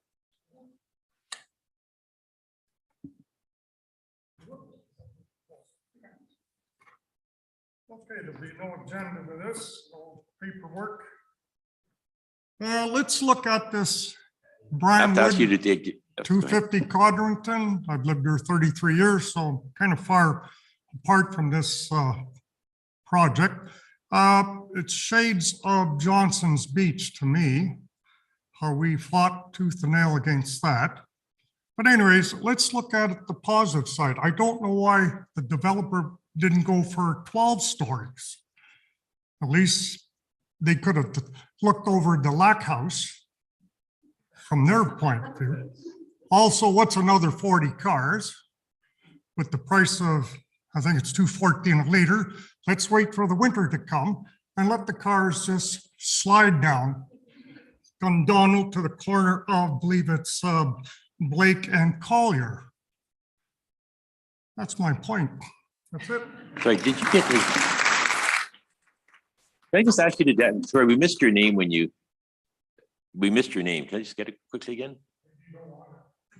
No, we need it for the record. Okay, thank you. Mr. Wooden. Okay, is there anybody else? As I said, I'll come back to the gallery after we go to the people online. So maybe I'll go to the people online right now. And the first one we had registered to speak was Nick Lougheed. Can you just see if he's online? Yeah, he is can you guys online. hear So me? I just got a thing to unmute. Are you guys able to hear me? yes, we can. Okay, perfect. First off, genuine thanks to everyone at the city for listening to us. I know we're going on for a while here, but this is where we live and you know, it's important to us. Second, I'm Nick Light. I'm at 52 Dundonald Street. I'm sort of the second closest neighbor to the development. I echo what Charlie said at the start too, is that I don't have an opposition to this site being developed. I have some concerns with the development that's being proposed, which I'll go through as quickly as I can here. First, you know, in the new official plan, something fronting onto a local street with this is supposed to be kept to 3 stories. I think in the presentation talking about this abutting the intersection at Collier and Blake is misleading because no portion of this property actually contacts a collector or arterial, so it's all onto a local street. I appreciate that the existing official plan applies to this because that's when it was submitted, but that plan does not encourage density of this kind on this site. It directs that to nodes and corridors, which, you know, several times it was stated that this is nearby, but it is not a node or a corridor according to that plan. The other thing I would like councils to look at, like I've reviewed the package of the support and the concern letters that were sent. The support letters mostly seem to come from people who don't live in Barrie, are from a few sort of family last names, and several left their email trail and submitted to a family member of the applicant, then to the applicant and forwarded on to the city. So I would just ask that the councilors put some weight on letters that were written by applicants who provided their address and live in the respective wards. And the last thing I'd like to say is that you know, again, I'm not against some development of the site, and I'd like the developers and the applicants to maybe take a step back on this. and try and maybe work with the official plan and the neighborhood concerns. The applicants to this never reached out to the neighbors before they put in this application. They didn't speak at the neighborhood meeting last year. And I think a lot more successful development could occur on this site if the neighbors are engaged. And I would encourage the applicants and the planners to sort of form a group like that. And that's all I have to say. Thanks a lot.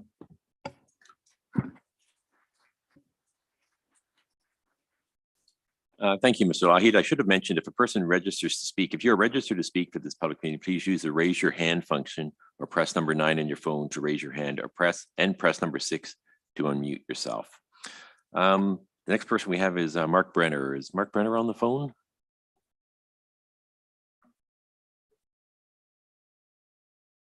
Doesn't appear. I'll check one more time later.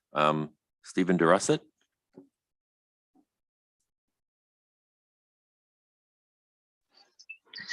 Hi, I'm Stephen DeRusset. Yeah, I'm here.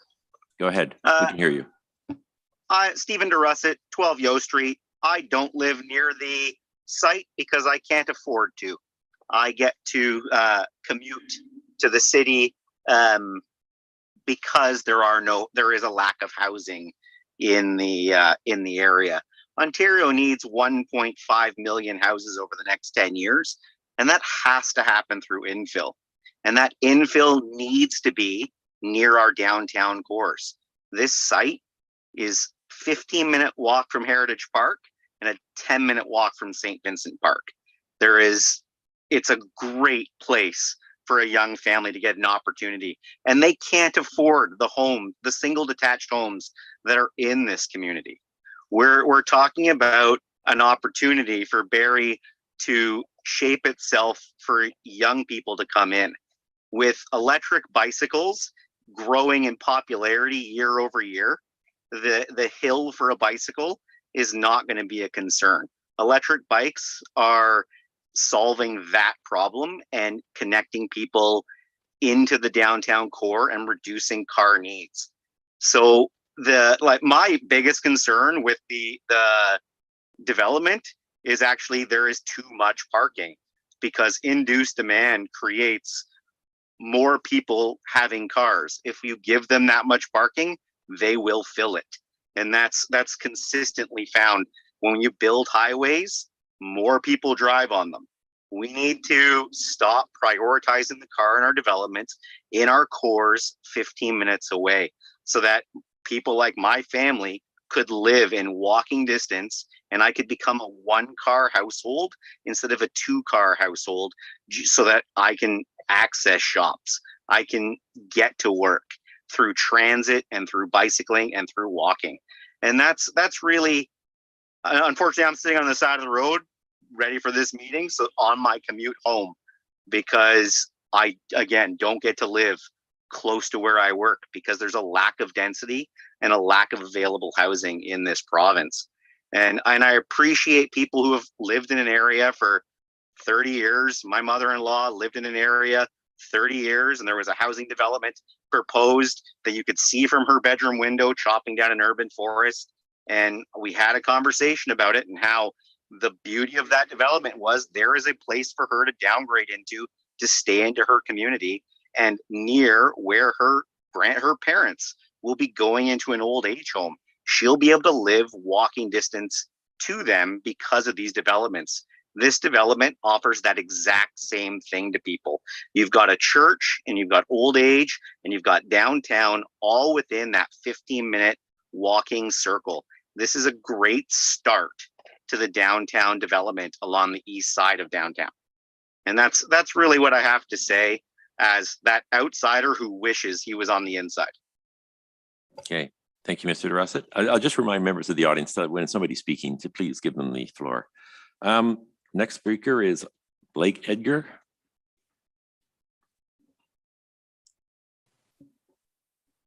Okay, Blake, go ahead. I believe. Mr. Edgar, can you hear us? We cannot hear you. Hello. We can hear you now. Awesome.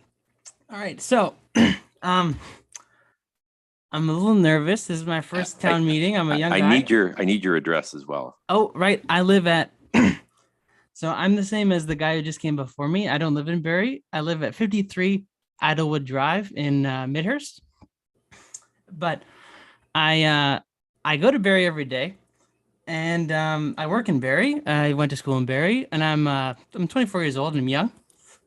And sorry, this is my first town hall meeting, so I'm a little nervous. But I just wanted to express my support for the project because I can't afford to live in Barrie either. And I'm a young guy. I'm starting my career.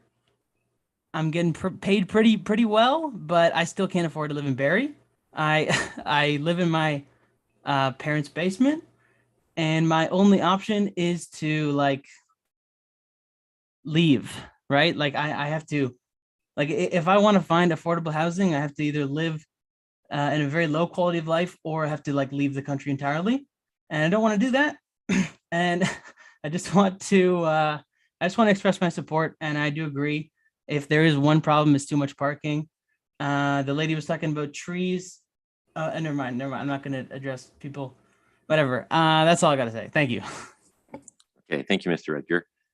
I understand we have Chris Franco's on the line. Mr. Franco, are you there?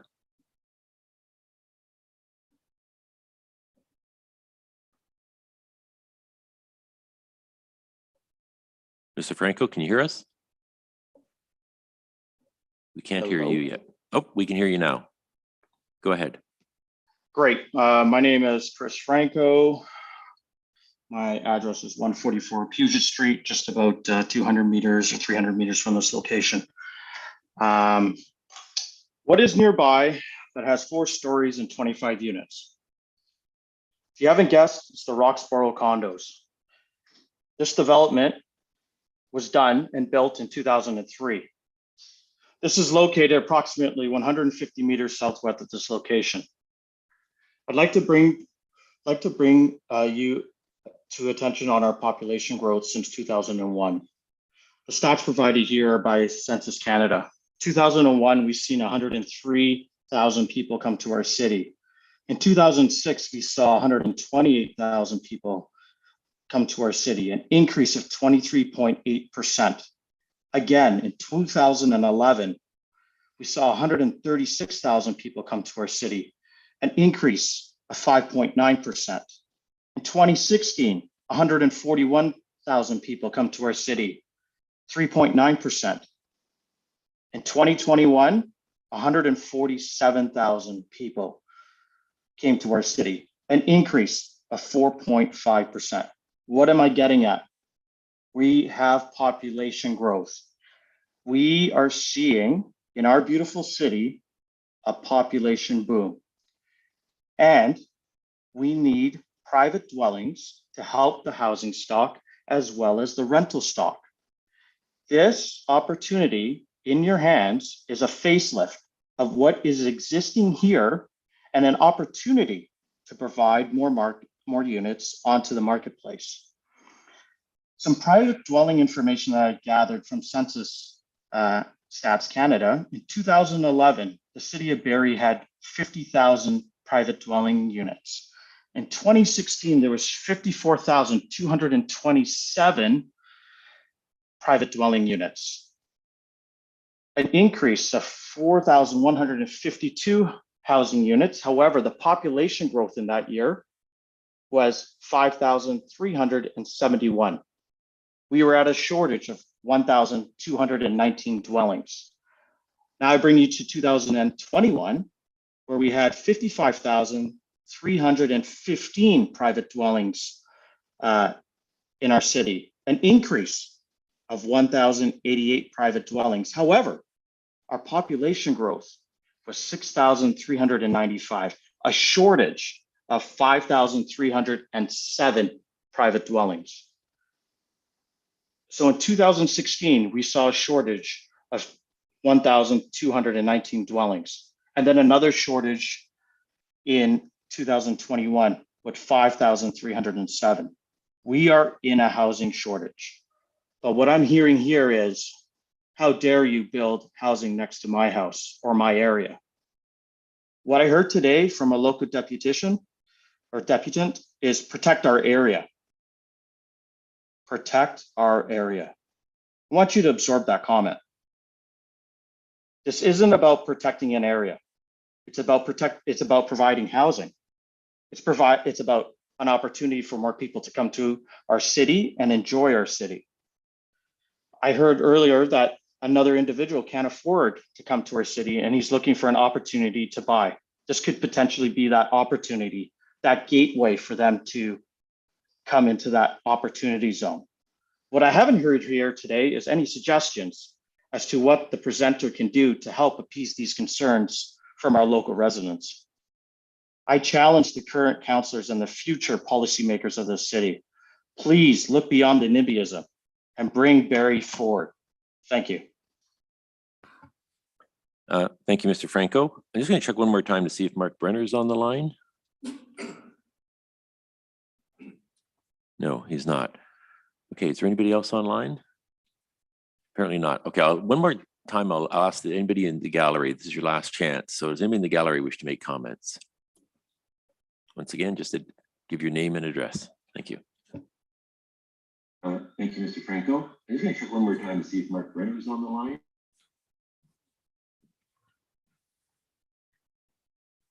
Thank you very much. Sure, go ahead. Peter Daphne, I live at 33 Amelia Street. I think it's easy politically to look at this as NIMBYism. You see a bunch of people who are here to protect their neighborhood. We do love our neighborhood. But again, in response to the comments specifically from the last speaker, I think we've come up with a couple of suggestions to the developer that might be able to come to a middle ground. So I think nobody from the presentation so far this evening have said we don't expect there'll be some development on that site. We're just asking that it's reasonable and that it follows the city's plan. We want it to be a beautiful part of the city when it's all done. So that's really all I have to say. And I moved here to Barrie to that site about 20 years ago. Part of the reason I moved to that neighborhood was because I couldn't afford to live in Midhurst.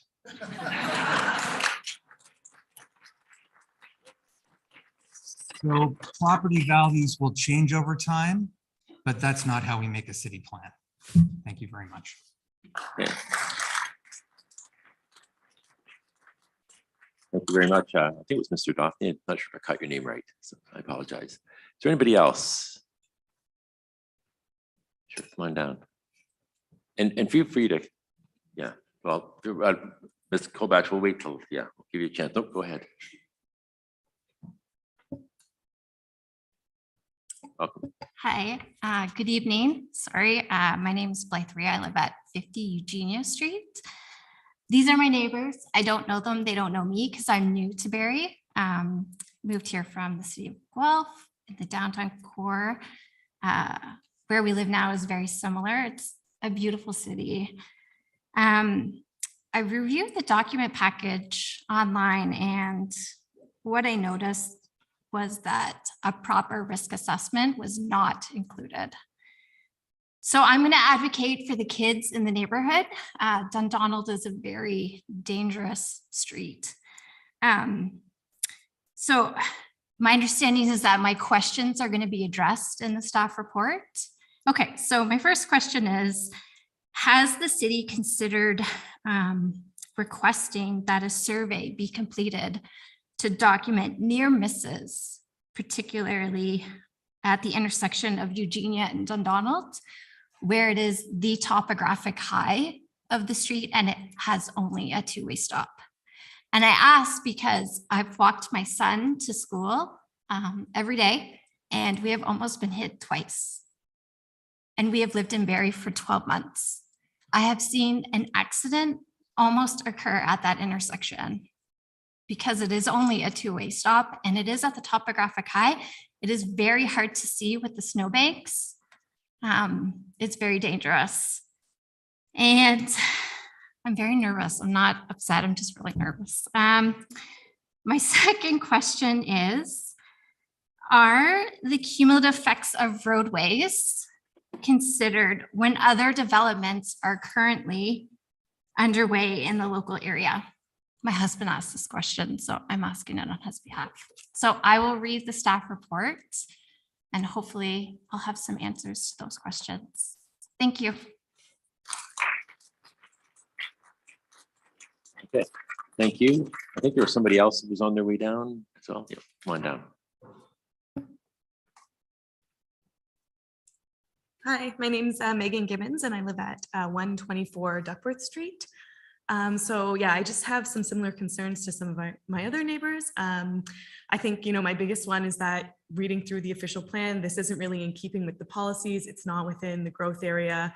I think it's just not, meeting what the plan is trying to set out. I think, we're in agreement, most of us, that there is going to be some kind of a development there. I don't think this is the right one or the size. I think I also have a lot of concerns with traffic that's been brought up before, safety for sure. I mean, I think that road, it has no sidewalks. It's not, I doubt it meets the standard municipal criteria for roads with curbs and gutters at all. It doesn't have any of those things. The drainage is not right. And I think that, lends itself to issues with stormwater and runoff and everything, which is coming, literally right down the roadway into an open grate, which goes into like Simcoe eventually. So, I mean, there's definitely concerns with those things that need to be upgraded. I think I have other concerns with some of the scoped environmental assessment report. I did notice that they did consider species at risk bats in consideration of the woodlot, but they didn't do any consideration of the building itself. So Century Homes, and particularly this one that mentions it has an attic in the list, I don't think they considered that as habitat for bats. We have them in our neighborhood. We've seen them fly around. I think that should definitely be considered as candidate habitat and probably explored with a survey to see if they are using it. I think the other thing is that a lot of the environmental impact survey just considered like roost habitat and maternity colonies. I mean, that only takes into consideration females and their young, although the Endangered Species Act covers all species, so that would include males as well. So they've indicated that there's 4 roost trees, but likely it's probably much larger, and that forest is probably considered candidate habitat, the whole thing, not just 4 trees within. So those are basically my main concerns, and I think it should be revisited, an assessment of the building itself as that could be potential habitat for species at risk as well. Thanks.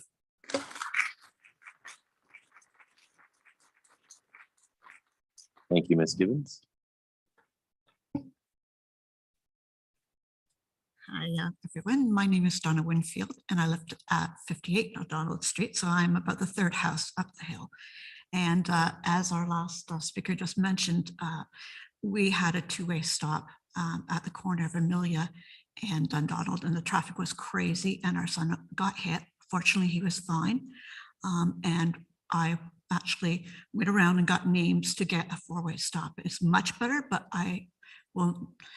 there are so many times my husband and I are sitting having our morning coffee and cars go flying through that stop sign going all the way along Dundonald. They do not see it. So even though you might get eventually a 4-way stop, it still isn't really safe. So with the extra cars as well, that is one of the concerns that I really asked that they address, because as also one of the other speakers mentioned, they didn't do the real report. The number of cars per day was totally wrong. I can tell you I work at my dining room table often. I'm in real estate, so I see the cars often, and there'll be days where there might be just 8 cars during the day, and then maybe a few more at dinner time, but it's not crazy busy. And with the hill, I remember once I was coming back, and that was the only hill I could get up in Barrie to go to my house at Oakley Park Square at that time.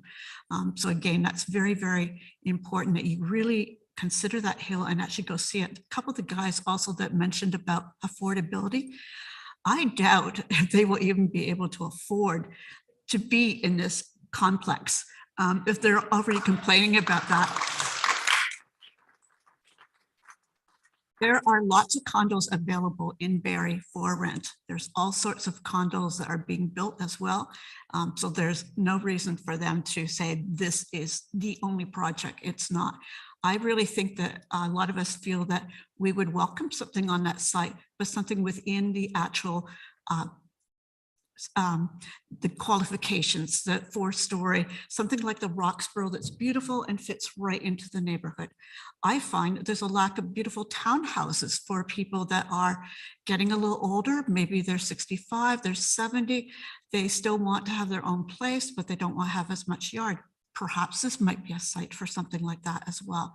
So I really hope that everybody will reconsider this. And again, a lot of the names that were there on the 4, they aren't even community members. So again, please take that into consideration. Thank you very much.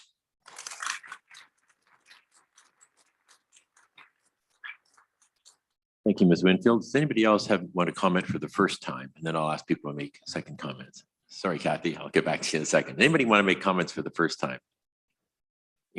Okay, sure, come on down.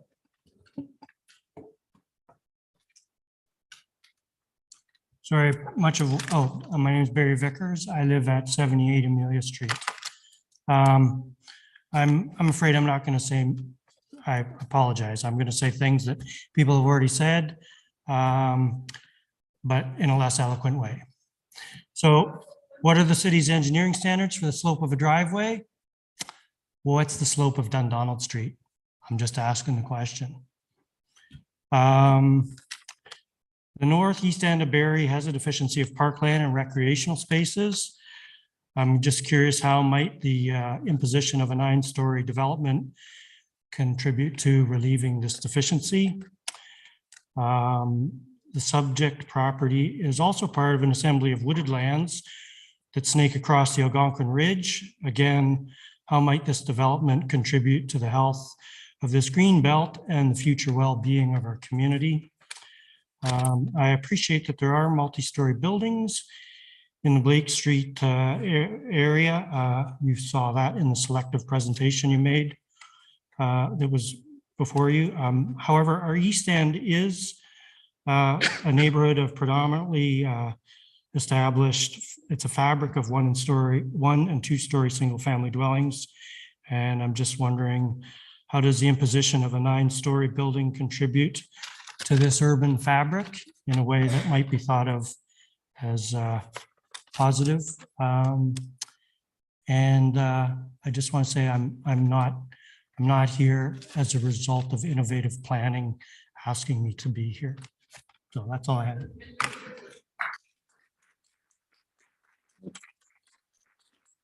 Thank you, Mr. Vickers. One last time. Does anybody want to speak for the first time? Okay, a second time.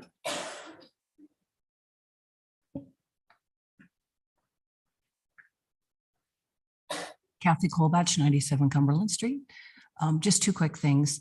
We also need to keep in mind that there are 19,000 unbuilt properties in the city of Barrie that have been approved but not been built.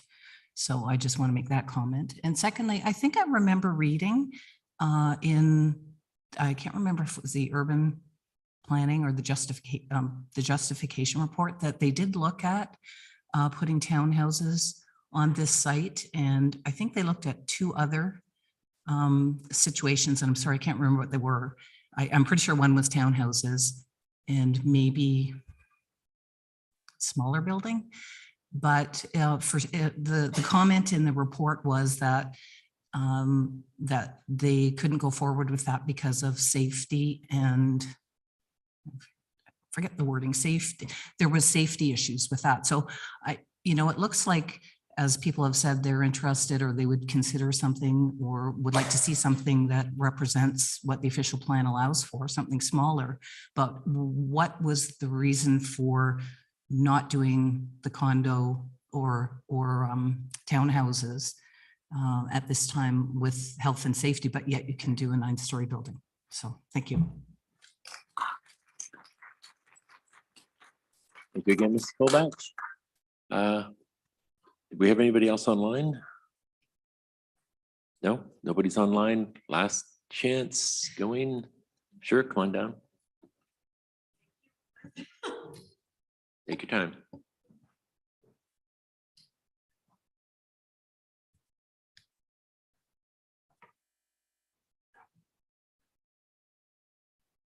Good evening. Thank you. I'm Joy Thompson. I'm at 71 Penetang Street. Anyway, I moved here 30 years ago because I lived in Toronto on a very quiet neighborhood on Hanson Street. And I had a flourishing career in the theater in Toronto. And all of a sudden, I went to a little development planning, and all of a sudden, this quiet neighborhood took the 200-year-old trees down. They created about 1,500 people on that street, low-income rental, a seniors complex, and townhouses. And a beautiful neighborhood was based, and they put a couple of saplings in, but what happened is the crime just escalated. And it got to the point where I was afraid to come home from the theater because there were gangs started. All of a sudden the spike, it really rose. And so I left Toronto being very like an actual working actor, singer, dancer. And I moved to Barrie where it was quieter. And I live in a semi-Victorian home on Penetang. And there is crime on Penetang. And I'm just afraid with all the building and everything in the downtown core, because this will not be the only nine-story building built. There'll be some on Penetang. I think there's a lot there that there's going to be, and I think also on a street closer. So I'm recovering from encephalitis, so I have a brain swell. So excuse me if I'm not making much sense. But anyway, all I wanted to say is that Barrie was my choice. And I actually, I love Barrie. And I did fight for the waterfront and in '93, and we won because the council was going to put private housing on the waterfront, not across the street like they do now, which is fine. That's great. But on the actual waterfront. And now it's the jewel, right? Because once you build, you cannot take it back. You cannot. And then you don't know what the ramifications are, like the white elephant across the street. Great expectations for that building. Took away the grocery store. I think I'm sure the council thought it was going to be filled in, but it's not. And it's empty space there. So I guess I'm asking just to really think not short-term goal, but long-term effects of what this city means and to live here. And for the gentleman, my daughter can't afford a house here either, but she rents on Teresa Street. So I have to walk there to her place because I can't drive anymore. And so I'm thinking, okay, you might see me on the obituary page if they build that home and the traffic flow goes through there. So anyway, so please don't, because I'll be dead. And I did win the Barrie Arts Award in 2013. So I have contributed to this city over the years. So please don't let me die.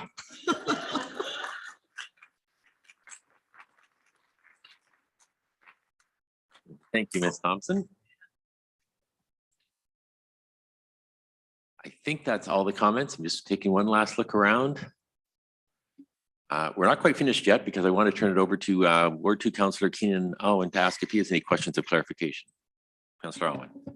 Thank you, Deputy Mayor Ward, and thank you to everyone who spoke this evening. And Ms. Carr, there's definitely no need to apologize for strong opinions, or else I'd be apologizing constantly.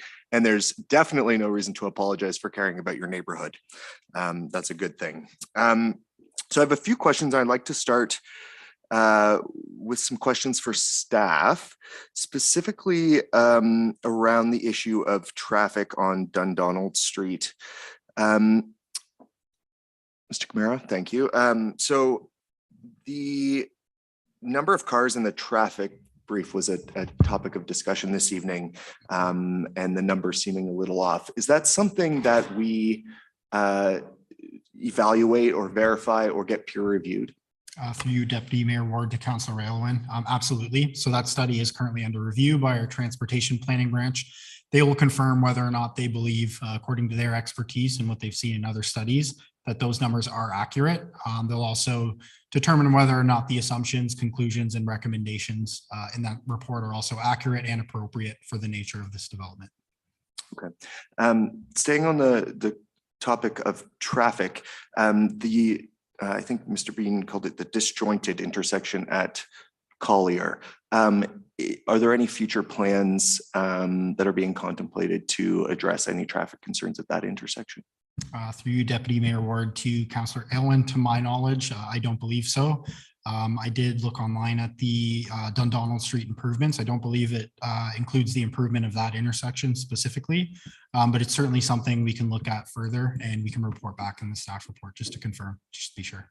Okay, and on the topic of Dundonald Street itself and improvements to that street, are we looking at sidewalks along there? That's a great question. To my knowledge, sorry, through you, Deputy Mayor Ward, to Councillor Aylwin. According to the design, I don't believe there are sidewalks proposed along that stretch. It's certainly something that planning staff have brought to the attention of our transportation planning branch. Just given the density proposed on this site, certainly something we want to look into, whether it would be, if it's not too late, to incorporate it in the design of Dundonald Street, or potentially having, if this were to be approved through the site plan process, trying to secure a sidewalk as part of the site plan development. So certainly something we'll look into and we can elaborate on further in the staff report.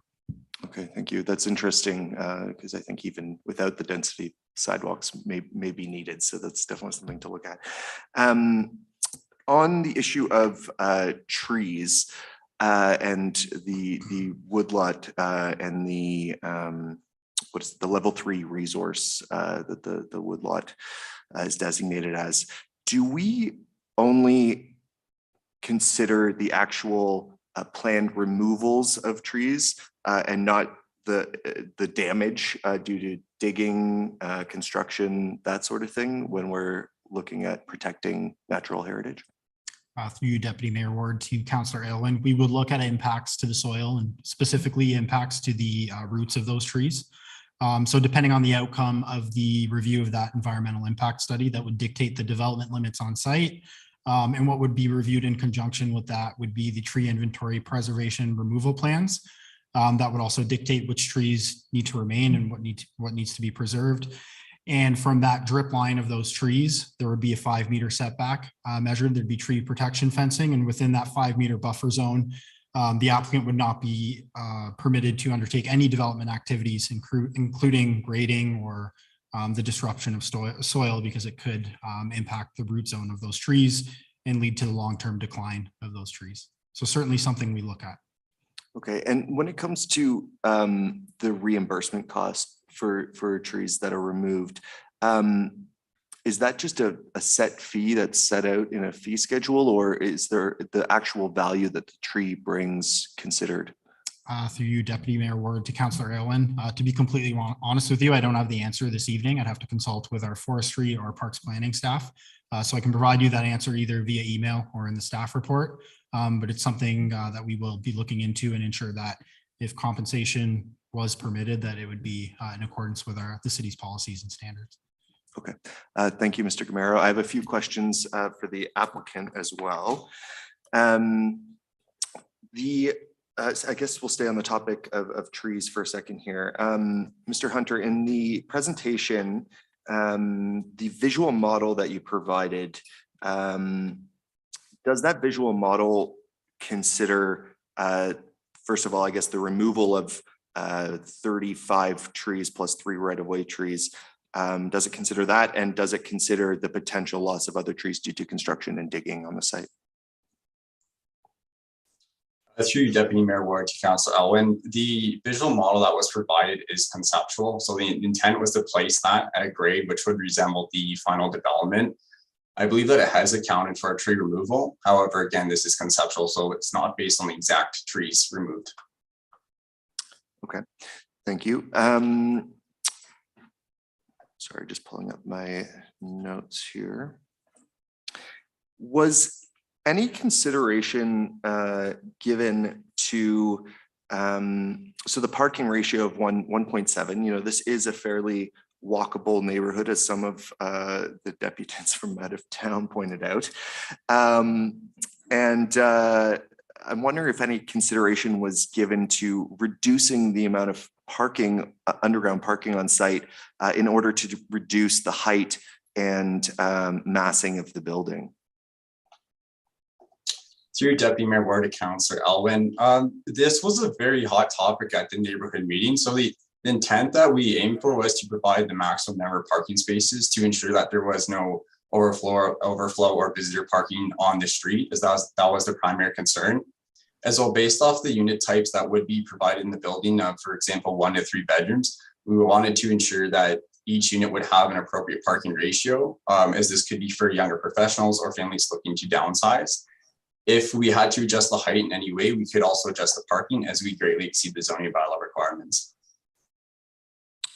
Thank you. And on the issue of traffic, was any consideration given to having only one driveway, for example, or any other solutions? Because I mean that the steepness of that hill is definitely a factor, and I think there are some valid concerns that were raised tonight about that. That's your Deputy Ward 2, Councillor Elwin. So the intent of those spaces was to exceed the zoning bylaw requirements and primarily provide those for visitor parking or occasional parking. So we do have 17 spaces at grade and we have 82 underground. Again, if we were to make any adjustments to the building, we could look at eliminating some of those spaces so that could only have one access point, which would be located at the cellular limits, the bottom of the hill. Okay, thank you. I think that's it for my questions for now, but again, thank you to everyone for being here this evening, and I look forward to seeing the staff recommendation on this. Okay, thank you, Councillor Owen, and thanks again, echoing Councillor Owen's thank you to everybody for their comments, both verbally tonight and written comments. If anyone has any further written comments, you are asked to submit them to Andrew Gamero, planner in the Development Services Department at andrew.gamero, that's Gameiro @barrie.ca. And that wraps up the public meeting. We do have a bit more business, so I'd ask if you're going to leave, just be quiet when you leave and perhaps not talk until you're actually out of the building, because we can actually hear your voices even when you're going down the stairs. So thank you very much. We had only had one item held, and that was the application for a zoning bylaw amendment at 520 and 526 Big Bay Point. It's Ward 8. It was held for you by myself, actually. Councillor Harris, you want to put it on the floor, and do you want to comment? Yeah, thank you, Deputy Mayor. I'd like to put it on the floor as printed, and I do have some questions if that's okay. Go ahead. And I apologize for my inability to be there tonight, but multiple meetings and I'm having trouble with my iPad here. So maybe through you, I'll start for you, Deputy Mayor Ward, to I imagine Ms. Banfield's there. Ms. Banfield, I'm looking at what was proposed and the recommendations from staff, and I'm recognizing a lot of work has got into this. The proposal started at 6 stories and 46 units, and it has ended at, in the recommendation from staff, at 6 stories and 46 units. And there were some adjustments to meet some of the commentary from the neighborhood staff. So thank you for neighborhood members. So thank you for that. Can you just explain a little bit? I know some of the feedback I've got is related to the height and density not being impacted at all through the process. Can you give a little bit more detail on the planning rationale for it not having any change regarding height and density through the process? Ms. Banfield? Through you, Deputy Mayor Ward, to Councillor Harris. Thanks so much for the question. So ultimately, height and density is a lot of what people take a look at in terms of looking to see some movement throughout the process. But sometimes those aren't necessarily the areas that are going to make the project better. So some of the movement that you did see were some different setbacks and kind of preserving some of the landscape strips. And so from those perspectives, sometimes those types of changes ultimately, when you look at the entire project and on balance, end up making more impact than whether or not you had one less unit. The other thing that staff do, and I'd like to draw everybody's attention to, is the density analysis. And what that really does, and it's an appendix in the report, and what that really does is take a look at this site and into the context of the neighborhood, and takes a look at what's around it, because it's always about the projects to the best of their ability fitting into the existing neighborhood. And when you take a look at a tiny site and you put all the units and all the height on the one site, the unit count and the units per hectare, sometimes look high, if you will. But if you actually take a look at it in a contextual setting, that density analysis shows that in this particular area, overall, the density and all the other uses that are in this area are really kind of captured there. So as I said, while people do focus on height and density, sometimes some of the movement is in other areas. And that's probably the most I can say on it, but certainly if there's something more specific, I can attempt to answer that. Great, thank you. And just to follow up, Deputy Mayor Ward, the building, the setbacks that are the smallest in nature are on the west side. Can you speak a bit to the factors that have gone in to mitigate the impact to the property on the west with the setbacks that have been established? Banfield? Through you, Deputy Mayor Ward, to Councillor Harris. Absolutely. So where the way a zoning bylaw works is we do have to establish the minimum pinch point, I guess, if you will. So sometimes there is a minimum setback established in the zoning bylaw, but really when you take a look at it, it really is tied more to the turnaround for the parking lot at the rear.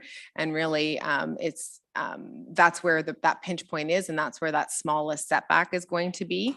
And ultimately, so it's not a building, it's not even a parking space, it really is just that turnaround space. So when staff are looking at the requested special amendments or specifications, we look at making sure they're in the most appropriate spot. Okay, thank you. Maybe I have a few more questions. Thank you. Sure, go ahead. More through you again to Banfield. There's revisions to the plan and they're noted in the report. And I do have some residents who weren't able to see the report. I wonder if you could just speak to how the revisions have changed and addressed some of the concerns that had been provided earlier by residents. Through you, Deputy Mayor Ward, to Councillor Jim Harris. So certainly, as we say to everybody all the time, any comment that we have is responded to in the staff report. But really around 25 and 26 of this staff report really talk about some of the main revisions. So initially there was a smaller front yard setback proposed, and staff worked to get that setback greater. And that's going to keep the building line in front with so it'll match some of the existing structures. Again, I think I'd referenced there was a buffer requirement that was looking to be reduced, and as I said, and we wanted to keep that buffer strip up to the 3 meters. And then there was some work along with a walkway along the western property line to increase some of that, the landscape strip and that sort of thing. So those are kind of some of the key revisions to the plan. And I do understand that some of these changes are hard to see, and that's why we do try to kind of call them out in the planning staff report. But in addition, staff are going to have a more granular look at all of these things when the project comes in for site plan approval. Councillor Harris? Yeah, thank you, Deputy Mayor, and thank you, Ms. Banfield, for highlighting those again for us tonight and for those who've tuned in. Just one final question, paragraph 53, because one thing I was interested in with, in the work that goes into reviewing the application and recognizing that, and we hear it and we understand it, that we need housing and we need affordable housing in our city. And this is let's be important that it's a great location. It's close to schools, transit, shopping, not too far down the road from a Metrolink station. So there's a lot of, so it's high school as well as elementary. So it's a really great location. But in paragraph 53, there's an expressed interest in discussion for affordable units, but at present there's no affordable units. So we don't want to delay anything unnecessarily, but and it's hard to know what this will end up being, but words like expressed an openness to up to the discussion of affordable units and further exploring, maybe I'm asking you a question. I know it's hard to answer, but I think it's important to answer. With no affordable units currently designed for the unit or dedicated in the unit, what are the likely possibilities, and what is the previous experience with these type of commitments to discussion and the likelihood of affordable units being allocated for approval? Ms. Banfield. Through you, Deputy Mayor Ward, to Councillor Jim Harris. So there's a couple of aspects. There's affordability and what that range is. And, I think some part of the staff report was referencing the fact that, what is being proposed here certainly is going to be a different housing option for people that are in that area. And so it is most likely going to be a more affordable option than what currently exists in this community. So there's that kind of element to it. And, certainly some of the development charge estimates or for a range of unit sizes. And again, all of those things, 1, 2, and 3 bedrooms affect the purchase price. Ultimately, at this point in the process, most development projects don't know what they're going to be selling their units for. Like we ask and they always tell us the same thing. So there's that one element of, providing a range of housing does also contribute to affordability. Then there's the element of affordable housing as defined by either the CMHC or RCIP. And so I think some of those elements, when the applicant is talking about expressing interest, there are various projects and proposals and ways that affordable units can be funded. And so most likely that's what they're talking about. If there's a way they can partner and explore kind of affordable units as defined, then they'd be open to do that as well. But I think that's kind of the element. There's the two elements, like affordability just in general by providing housing options, and then kind of affordability as defined. Councillor Harris. Thank you, Deputy Ward. Thank you, Ms. Banfield. I think that concludes my questions, and I'm happy to leave it there. Thank you. Okay, you put the motion on the floor, correct? Yes. Yes. Okay. Any other comments or questions from councillors? Seeing none, I'll call the vote. All in favor? Any against? It's carried. The last remaining item on the agenda tonight is the planning inquiries of staff. Are there any? Councillor Kungle. I'll be brief, but I wanted to ask, should I have missed it, but around the tree bylaw, and we had that public survey that happened in March, and I believe public facing, it talked a bit about a report coming back to general committee in May. And I'm not sure if I've missed it on the circulation list, but I haven't been able to source it. Could you identify if that's coming back in June before the summer break, or the status of that if I've missed locating it? Ms. Banfield. Through you, Deputy Mayor Ward, to Councillor Kungle. That work was actually undertaken by our operations team, so Dave Fryery, and so I'll get you an update. I'm not really sure what their status is. I'm not sure if the general manager is aware, but at this point, I don't know. But we can definitely find out for you. Okay, great, thank you. And then I had another quick follow-up. It's maybe more of a reflection, but I'll frame it as a question. One of the deputants this evening mentioned that they were getting the community together to hire their own planner. And I've heard that several times over the past 2 years.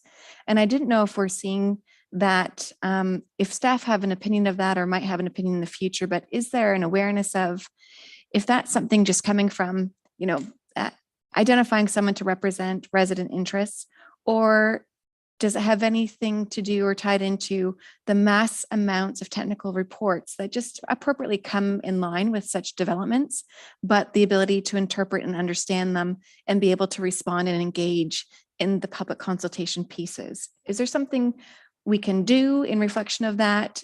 or do we find that residents have challenges in interpreting technical difficulties when it's not within their field of professional scope? Ms. Banfield. Through you, Deputy Mayor Ward, to Councillor Kungle. I think the one comment that struck me when that resident said it was because one of the things he said was so that staff aren't hearing from a whole bunch of people. And so initially my thought was that is not a concern, honestly. Like, we are open to hearing from so many people, and that's the least of the reasons to hire a planner is so that we don't hear from as many people. As you all know, I like to hear it from as many people as possible. So, you know, ultimately in terms of people looking to hire a planner, you're right, there are significant documents to go through. But my team and I are always here. Like, and again, the planning process is not lightning quick. And so there is usually lots of time to have these additional conversations. And I mean, even this evening, staff haven't finished their technical review before it comes to a public meeting. So, you know, there really isn't the expectation that the public have reviewed everything as well. So, you know, we always just encourage everyone to always send in their either emails or calls or letters. Always can reach out to the planner, can always come into City Hall now. There's lots of ways that we're looking to help. And as I said, hiring it to reduce the conduit to the city should be the least of the reasons to do that. Thank you. And I appreciate that. And I ask more so because I think I've had some residents that have heard that haven't gone through the process, and they're kind of saying, is that something that I need to get prepared for? Should I have a development coming online that they're watching to start this consultation process? So I appreciate the ability for you to comment around the accessibility of staff and to highlight that there might be other reasons for that, but it's not about being able to contact us or manage questions through staff that are available. Okay, any other comments, any other inquiries? Seeing none, we are adjourned. This completes the Planning Committee agenda this evening. The next General Committee meeting will be held on Monday, June 13th, and the next City Council meeting will be held on Monday, June 20th. Planning Committee is adjourned. Thank you, staff and council.